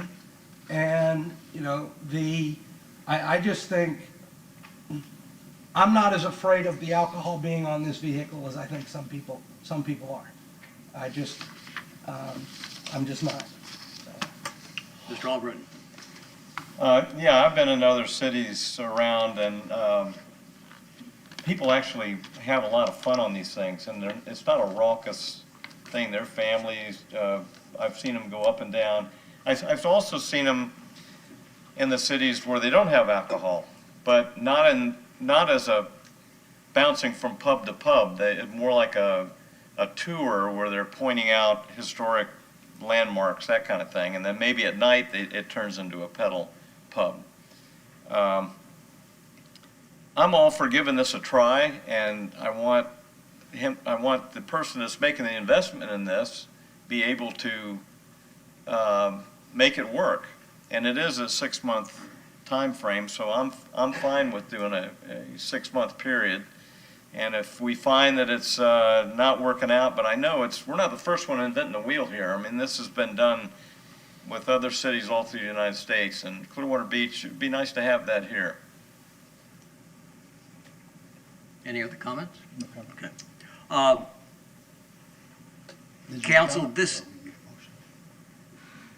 This isn't a question about having fun. This is a question about safety. This is a question about what our police department has said about no alcohol, not only on these pedal pubs, but also on the beach. We do have a reputation as a family destination. We got the #1 ranking in the country without the pedal pubs. I agree, if they're going to be there, you ought to have alcohol. But I don't agree that they need to be there. The information that was provided us says that these vehicles go 15 miles an hour if the person isn't drinking and concentrates completely on peddling the pub. And that was provided to us in the letter from Mr. Irwin earlier this summer. So now we're saying, oh, well, let's allow drinking on the pedal pub. So that means that it's going to go slower. And y'all know better than I do what the traffic is on the beach. And if you don't, let me remind you that on South Gulfview, at all hours of the day, there are delivery trucks in one of the 2 lanes blocking the traffic. And so now you're going to add a pedal pub that's going to operate from 10 o'clock in the morning until midnight. It makes no sense to me. If he wants to do a trial, let's let him do a trial with alcohol on the mainland and see what happens. Motion has been made and seconded to approve agenda item 10.1. All in favor say aye. Exactly what is it we're approving? Are we approving it with alcohol or without alcohol? No, without. The ordinance is Vote drafted. this down. What is the process to amend the ordinance You would make a motion to amend to allow alcohol. Okay, I will make a motion to amend the ordinance to allow alcohol. Second. During the 6-month pilot period on these motorcycles. Motion has been made and seconded.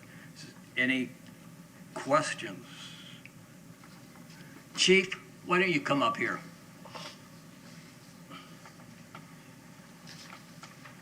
If you don't mind, sir. What are your concerns?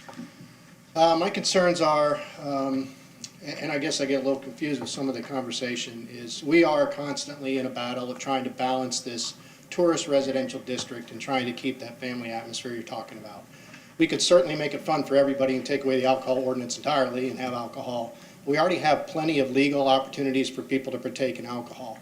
Our concerns are, as these vehicles, there's always this conversation that this person will be responsible for governing it and controlling it, but it's going to be a business. And once it gets thrown out there to start, it's going to try to survive. And whether people are getting a little bit out of control, we're going to do whatever people are going to do whatever they got to do to keep the business model running and to make money. I have concerns that as we're driving around through the neighborhoods drinking, sure, our perception is everybody's going to be a lawful drinker, not getting excessive, but I think we all know that people will get excessive. No different than any other nightclub or bar that we already have on the beach that we're already dealing with at the close of business. It's one additional item that I just think will cause an additional disruption as people are driving down, hootering, hollering, drinking. I think it's unnecessary. But I say that's my recommendation. My police department is an implementer of policy, not a maker of policy, and whatever the council decides tonight, we'll be more than happy to implement with success. I appreciate that, Chief. Ms. Aiken? If we could also talk for a moment about what we would have to do to make that change. So, Mr. Smith, if you can. Certainly, Council Matt Smith, City Attorney's Office. This would not be a simple cross-out. We would have to amend 6.31 of our ordinance. And then the council would want to consider what alcoholic beverages you would want, because if you left it up to the state statute, then you would have, in 1936, it says alcoholic beverage, which is any alcoholic beverage. So if you wanted to restrict it to beer and wine, you would have to put that in the ordinance as well. So this is not going to be a simple cross-out tonight. It's going to be, tell us what you want in the ordinance and we'll prepare it for you. Okay. Exactly. So do we need to? I would say beer and wine is what you would allow. Do you want us to postpone consideration of this ordinance until our meeting in January? I would prefer that you give us direction if you know what direction you want to go, and so that in January, we will bring you back the corrected ordinance and the other ordinance that we need to implement that, because we do have to change a code provision currently in existence. Okay. So if you can give us direction, then we can be back in January. All right, let me make sure we have 3 people who want beer and wine to be served. Okay, there's your answer. Okay. So you are not approving this tonight, and you are going to... Can we move to postpone consideration until January the 16th? Are we going to need a new title? Yes. We're going to have to do a new title. So if you want to reject this, then we're going to have to come back with a new title anyway. So you want us to vote this down tonight? I think that probably would make sense. It's kind of advertised that we should vote. Yes, Okay. and All right. then we'll bring a new one. So, Mr. Hamilton, let me ask that you pull your amendment. Okay. Okay, and Mr. Albritton or Mr. Pogley's your second. I retract it. Okay, so that now the vote is on agenda item 10.1 as submitted. If you vote yes, it's to go forward without beer and wine. If you vote no, it will come back to us in January. Okay? Again, any other comments? All in favor say aye. Aye. Opposed, no. No. It's 4-1. My lucky number today. Agenda item 10.2. Authorize the negotiated sale of not to exceed $25 million in water and sewer revenue refunding bonds, Series 2020, and adopt Resolution 19-37. Clem Derricker, Finance Department. Good evening, Mayor, Council. This agenda item authorizes the negotiated sale to Raymond James and Associates of a not-to-exceed $25 million water and sewer revenue refunding bonds for the purpose of refunding the currently outstanding 2014 bonds. I'd be happy to answer any questions. Any questions of staff on agenda item 10.2? Anybody from the public to speak to agenda item 10.2? I move to approve agenda item 10.2. Second. Motion has been made and seconded to approve agenda item 10.2. Comments, council? All in favor say aye. Aye. Opposed, no. Motion carries unanimously. Ms. Aiken.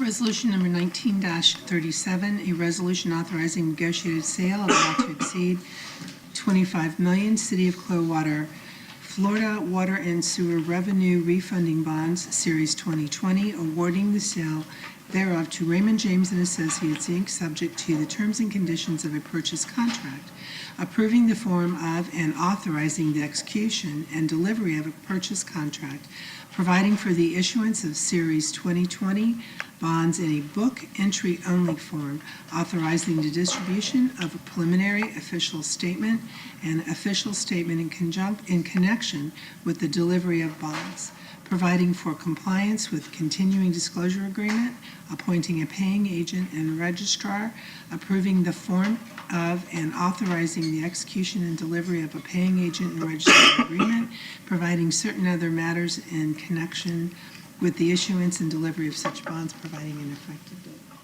Move to adopt resolution 19-37.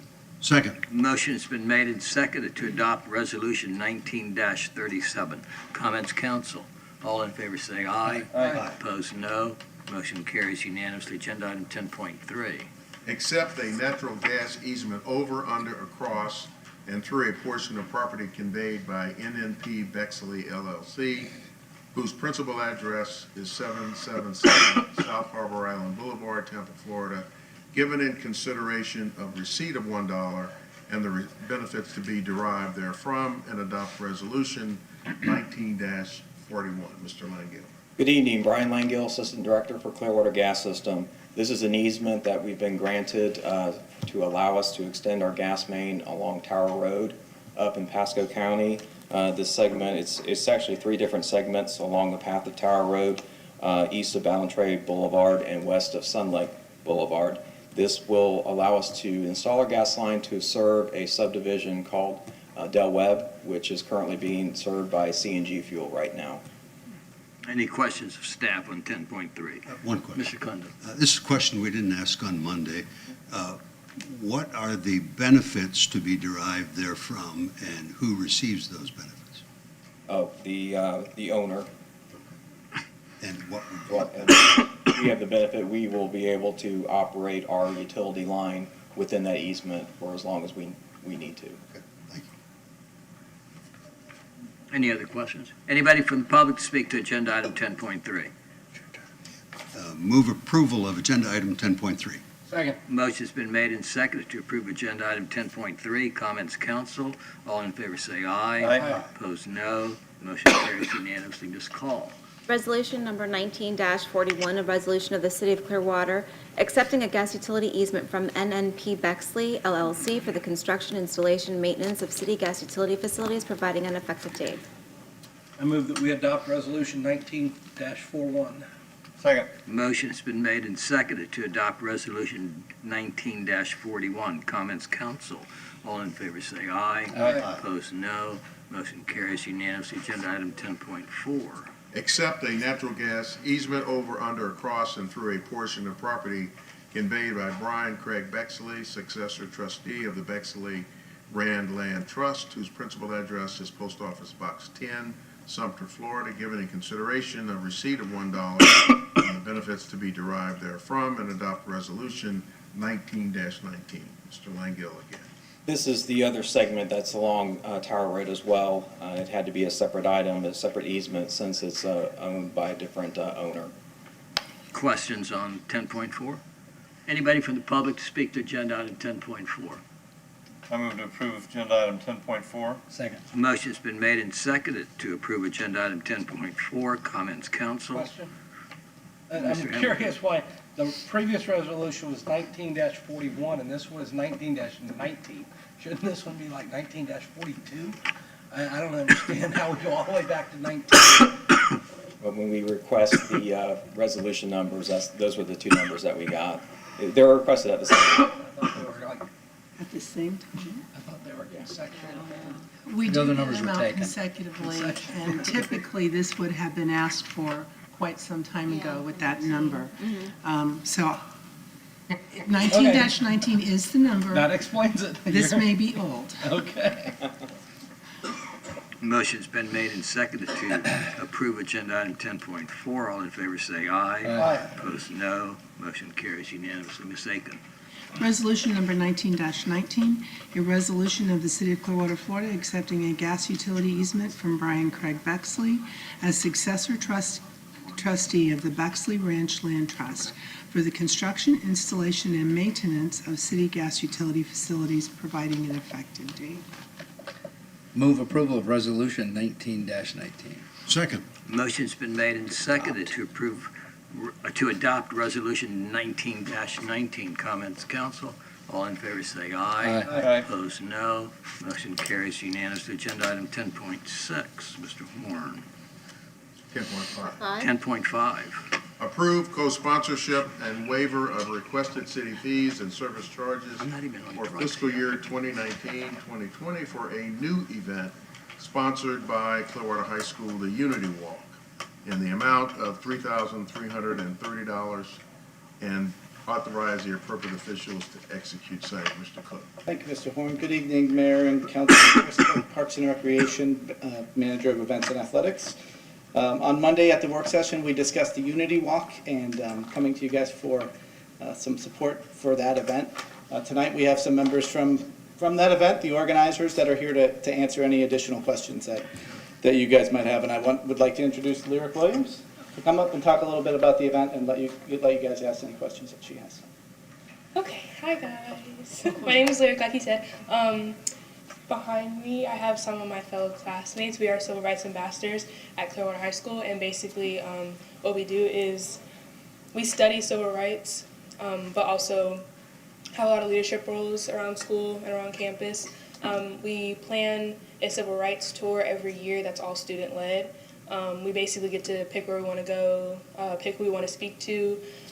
So this is my second year being an ambassador. So my first year, last year when we went on the trip, we kind of all debriefed and we had like this conversation that not other schools in our county kind of like have this program or like this class and kind of like do what we do and get to experience what we get to experience.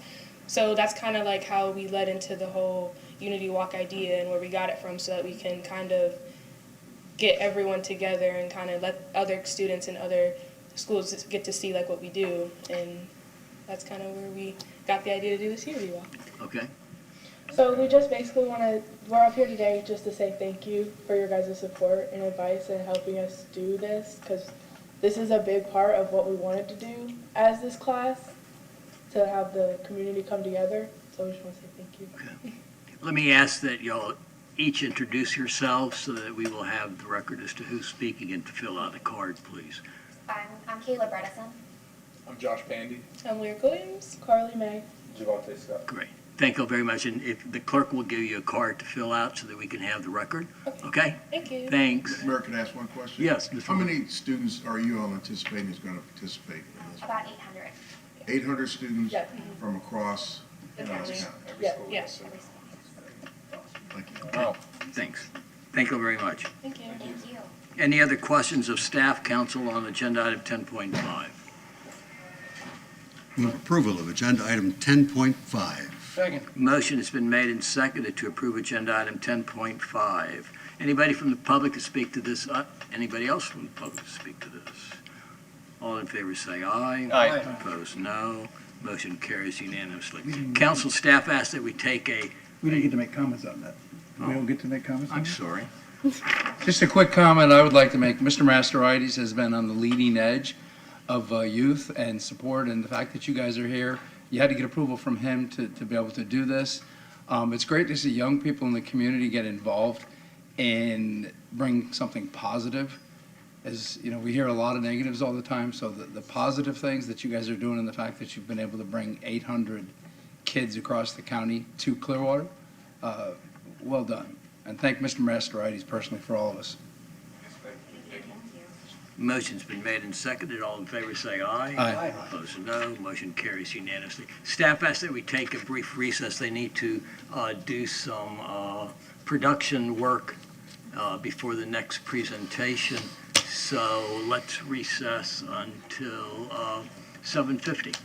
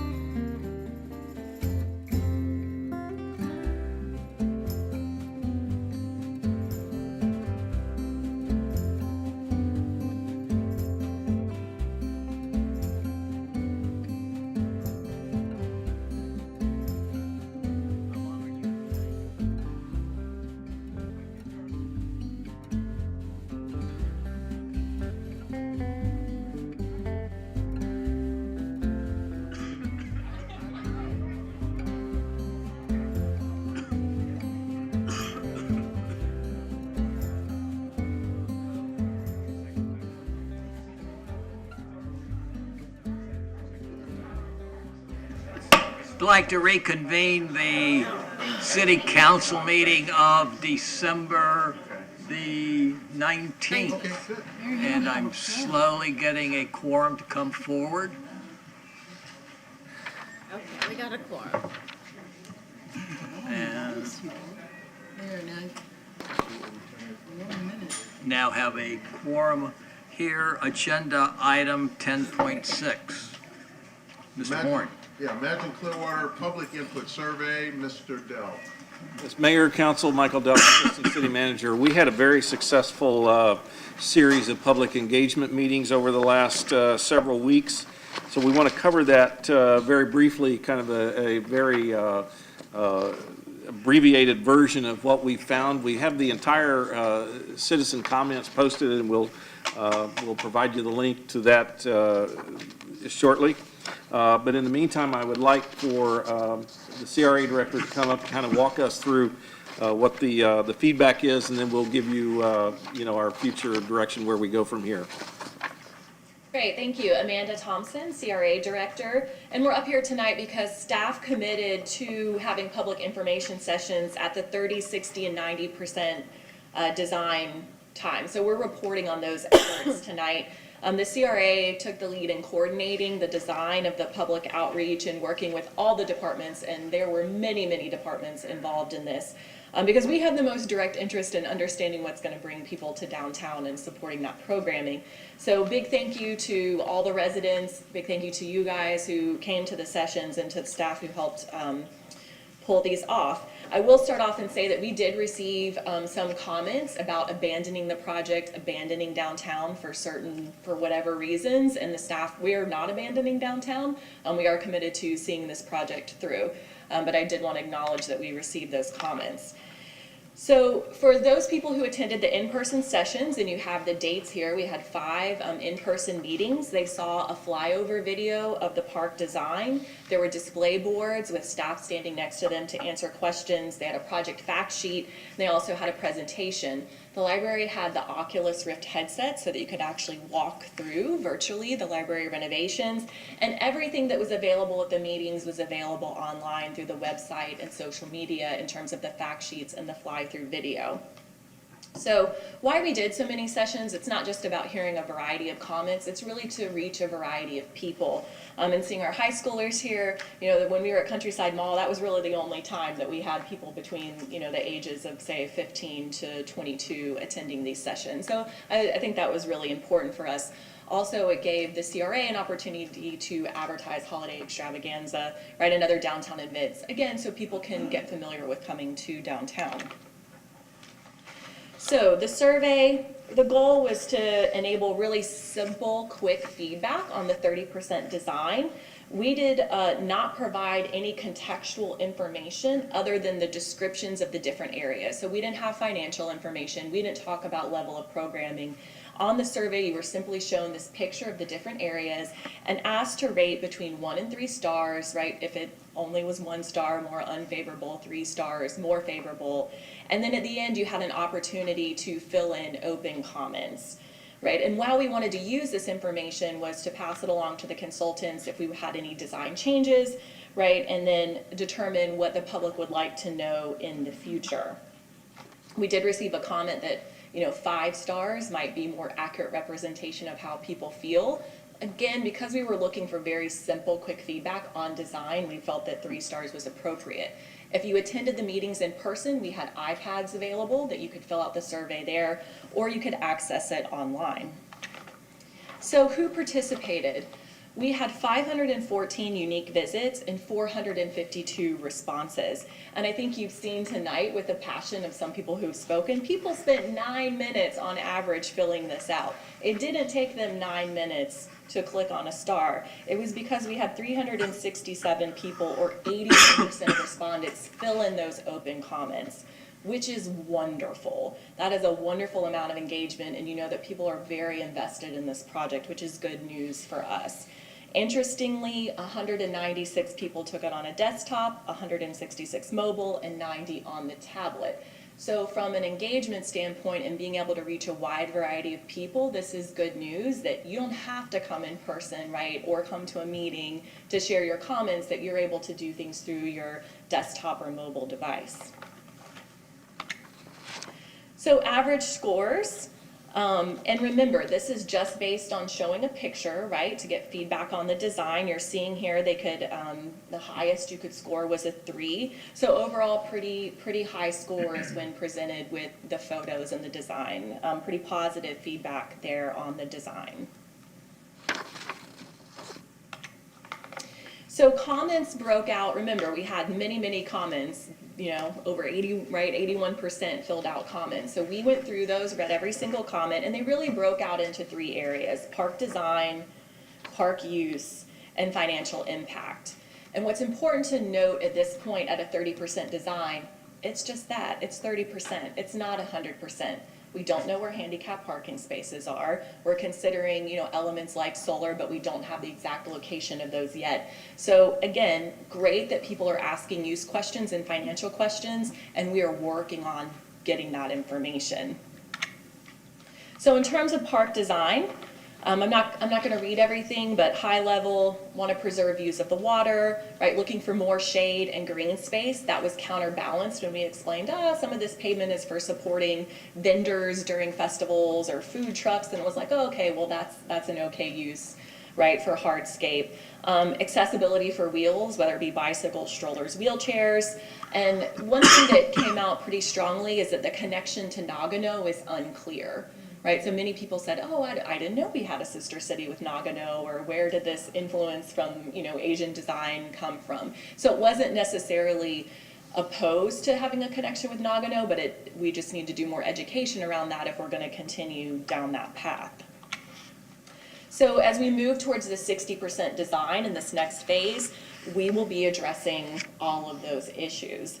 Right, how we can make it clear where bicycles go in and throughout the park, what those markings will look like, where there's drop-off areas for people who have movement disabilities, or simply have a lot of stuff, right? Whether it would be a mother with a bunch of kids stuff, or if you're using the marina and you have things to put on your boat, shades, and then looking at places where if the public would like more involvement in the public art, how can we preserve a space for that public art, and then what process would we follow to engage the community in determining what type of public art would go there. In terms of park use, lots of questions about park use, right? What kinds of shows? What will be the frequency of shows, right, and performance venue? Almost unanimously, strong desire for restaurant uses within and near the park. So looking at how will I have opportunities to eat and drink while I'm down here enjoying the water and the green space, etc. Very positive overall about the light and sound park activation. Comments around, will I be able to program the fountains or the lights with my phone, right? How do we make it more participatory? We hear you loud and clear on parking needs. That was mentioned at every meeting and throughout the survey. Lots of questions about how much parking is needed, where will I park, how will we handle parking for special events. Lots of love for the playground, and that's something that you don't have really within this area near to here, so huge support in the open comments for the playground, and that we need more details on the marina use. Right, again, we're not there yet, but we absolutely need to be able to answer that in future iterations. So again, as you see here from everything that we heard, this is what we're going to be working on providing in the future. There were several comments about populations of people experiencing homelessness as related to safety, right? How will I know that my kid will be safe on the playground, right, if a homeless person happens to be there. So we're going to be working with public safety, right, to address some of those issues while at the same time respecting everyone's constitutional rights. Lastly, financial impact. You know, and the largest question here is, you know, will residents and visitors use this park, right? And this is something that we're talking about all the time. And here's the area where the Church of Scientology came up. Will the Because Church of Scientology is located here, could that prevent people from utilizing this space? Therefore, we shouldn't make a public investment. Is this investment only to benefit the Church of Scientology, right? So many, many comments came up about that, and we reiterate that, this went through a publicly approved process where a majority of people said, we want this public investment and we will use this public investment. Lots of concerns about the financial impact of the amphitheater, the performance venue, right? How will that work? What do those numbers look like? Which we're in the process of answering. Really a big desire that programming should benefit downtown overall. And I think you've already heard this. We continue to hear this, the balance between the everyday use, right, of people who live here and more tourist-driven attractions and activities.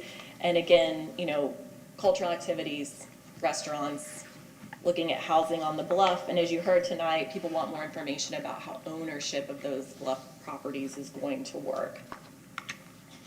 So we'll be addressing those. You'll have a financial model coming in January, right? We're going to be doing a request for qualifications for the redevelopment, and then we're still sorting through and working on what entity will really manage and operate the park and the different venues within the park.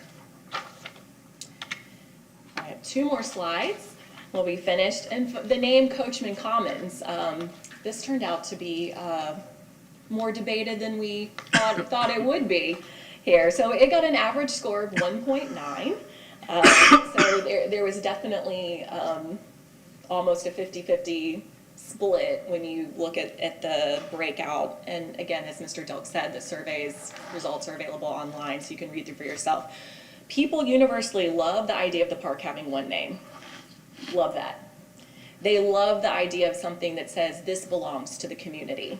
So we had overwhelming agreement on those 2 items. We had comments that people think the word commons sounds too old-fashioned, sounds like something from the Northeast, sounds like a commercial development, a college dormitory, a shopping center, an apartment complex. There was also some agreement that respondents would really like citizen involvement in renaming the park. We didn't get, you've heard the main suggestion for renaming the park, the Magical Mystery Park. That there weren't many other names suggested beyond that gentleman's suggestion. So I don't know that the citizens want to necessarily name the park, but they're looking for some involvement around the naming. But as of right now, unless council directs differently, Mr. Delk will be going to the Parks Board in February to discuss the naming issue again. So with that, the results are available at this email address. More information can be found at imagineclearwater.com. I know Mr. Delk's going to talk more about our next steps, and also happy to answer any questions about the results if you have any. Thank you.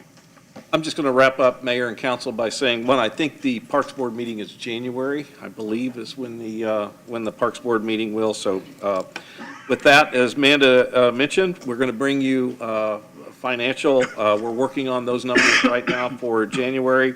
The request for qualifications related to the bluff properties, we're looking at, we're preparing now for January, February discussion with you.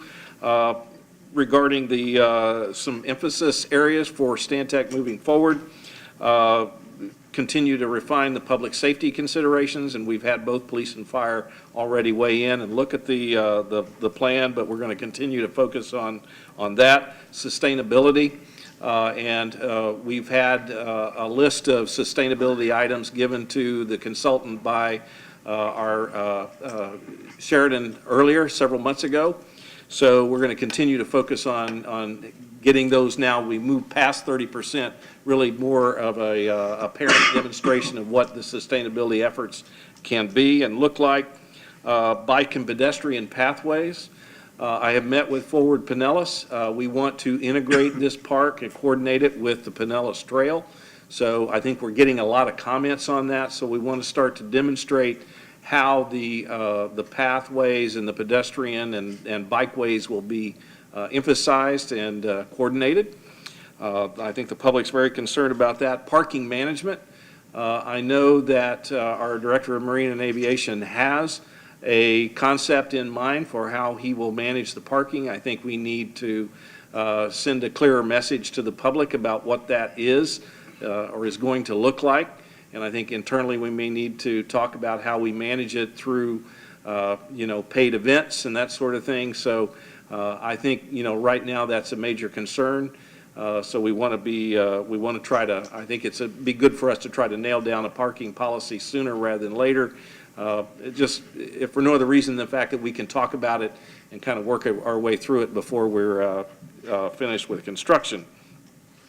So with that, those are kind of going to be some focus areas with us moving forward with Stantec over about the next 60 days as they conclude their 60% stage. So with that, that's our update. Very good. Well, thank you all to the entire staff from us for hosting the 5 meetings.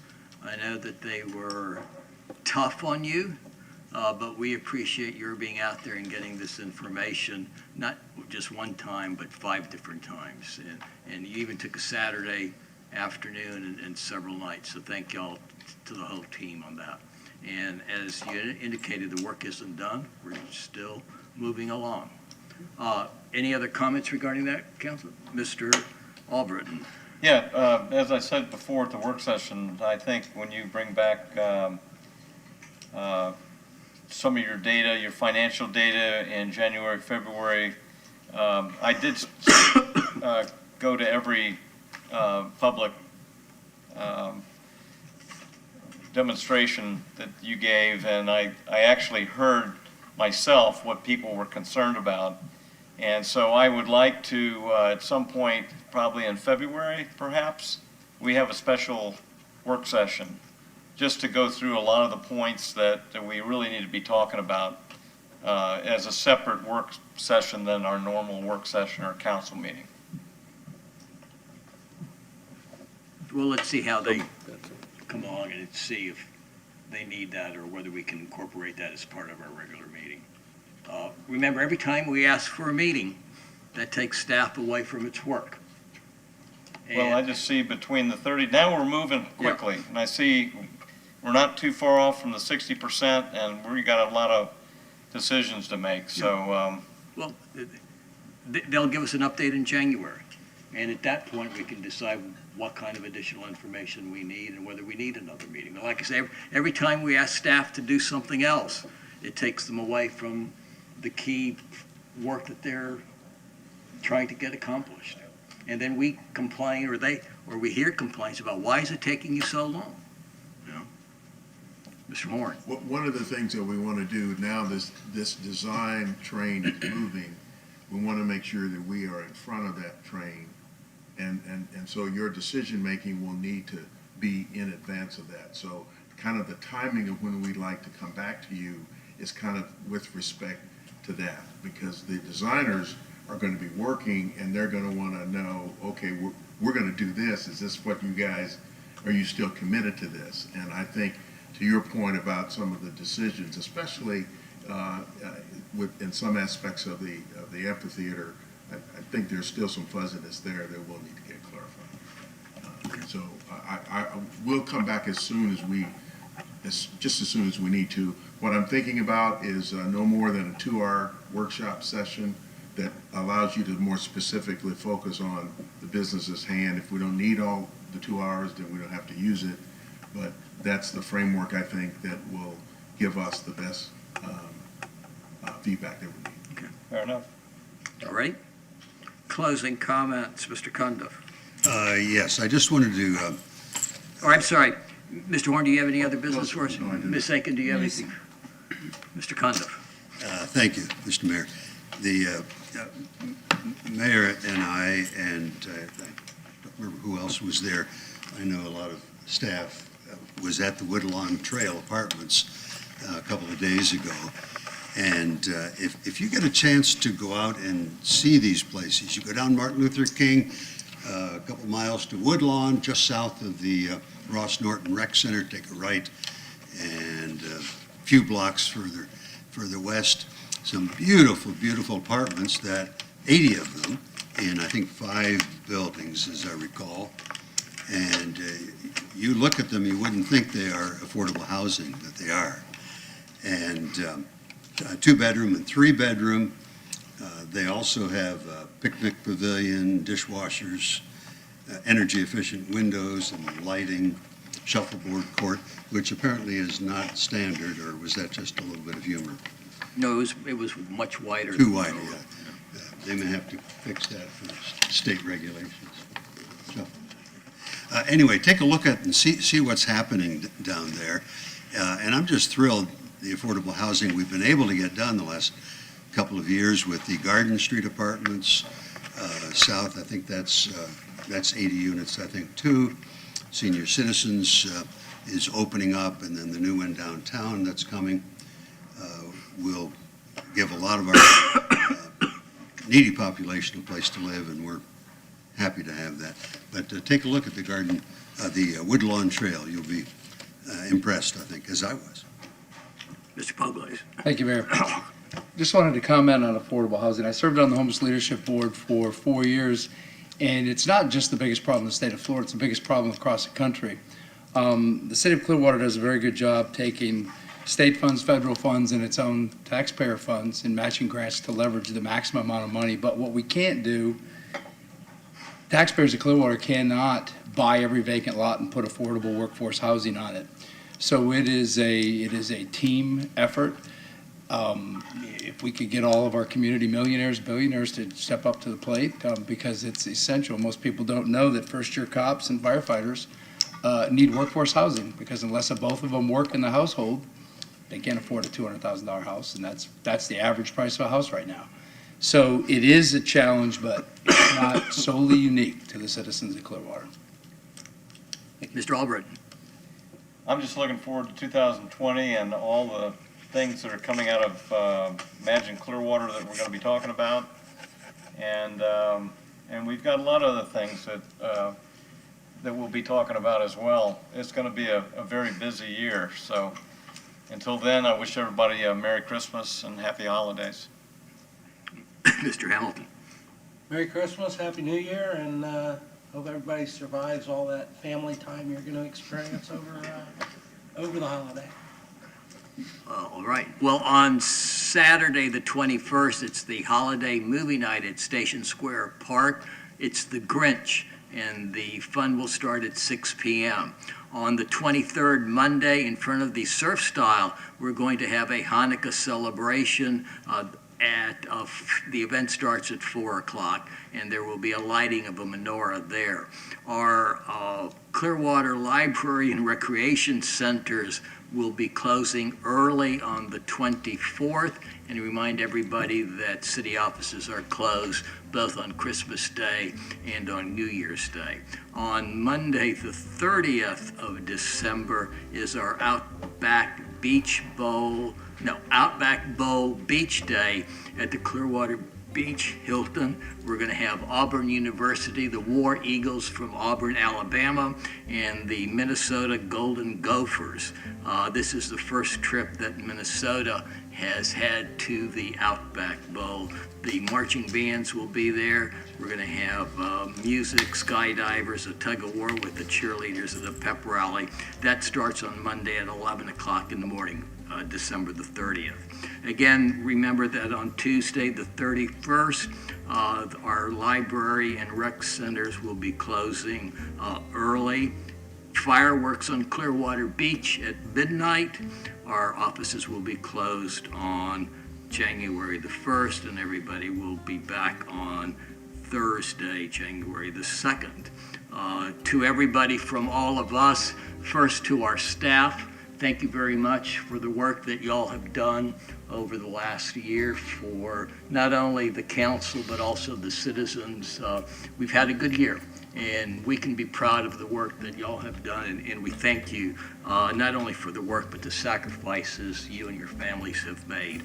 I want to wish everybody a Happy New Year, a Merry Christmas, or as we say in my native tongue, Kalakistuyada.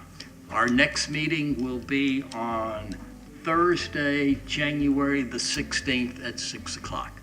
We are adjourned.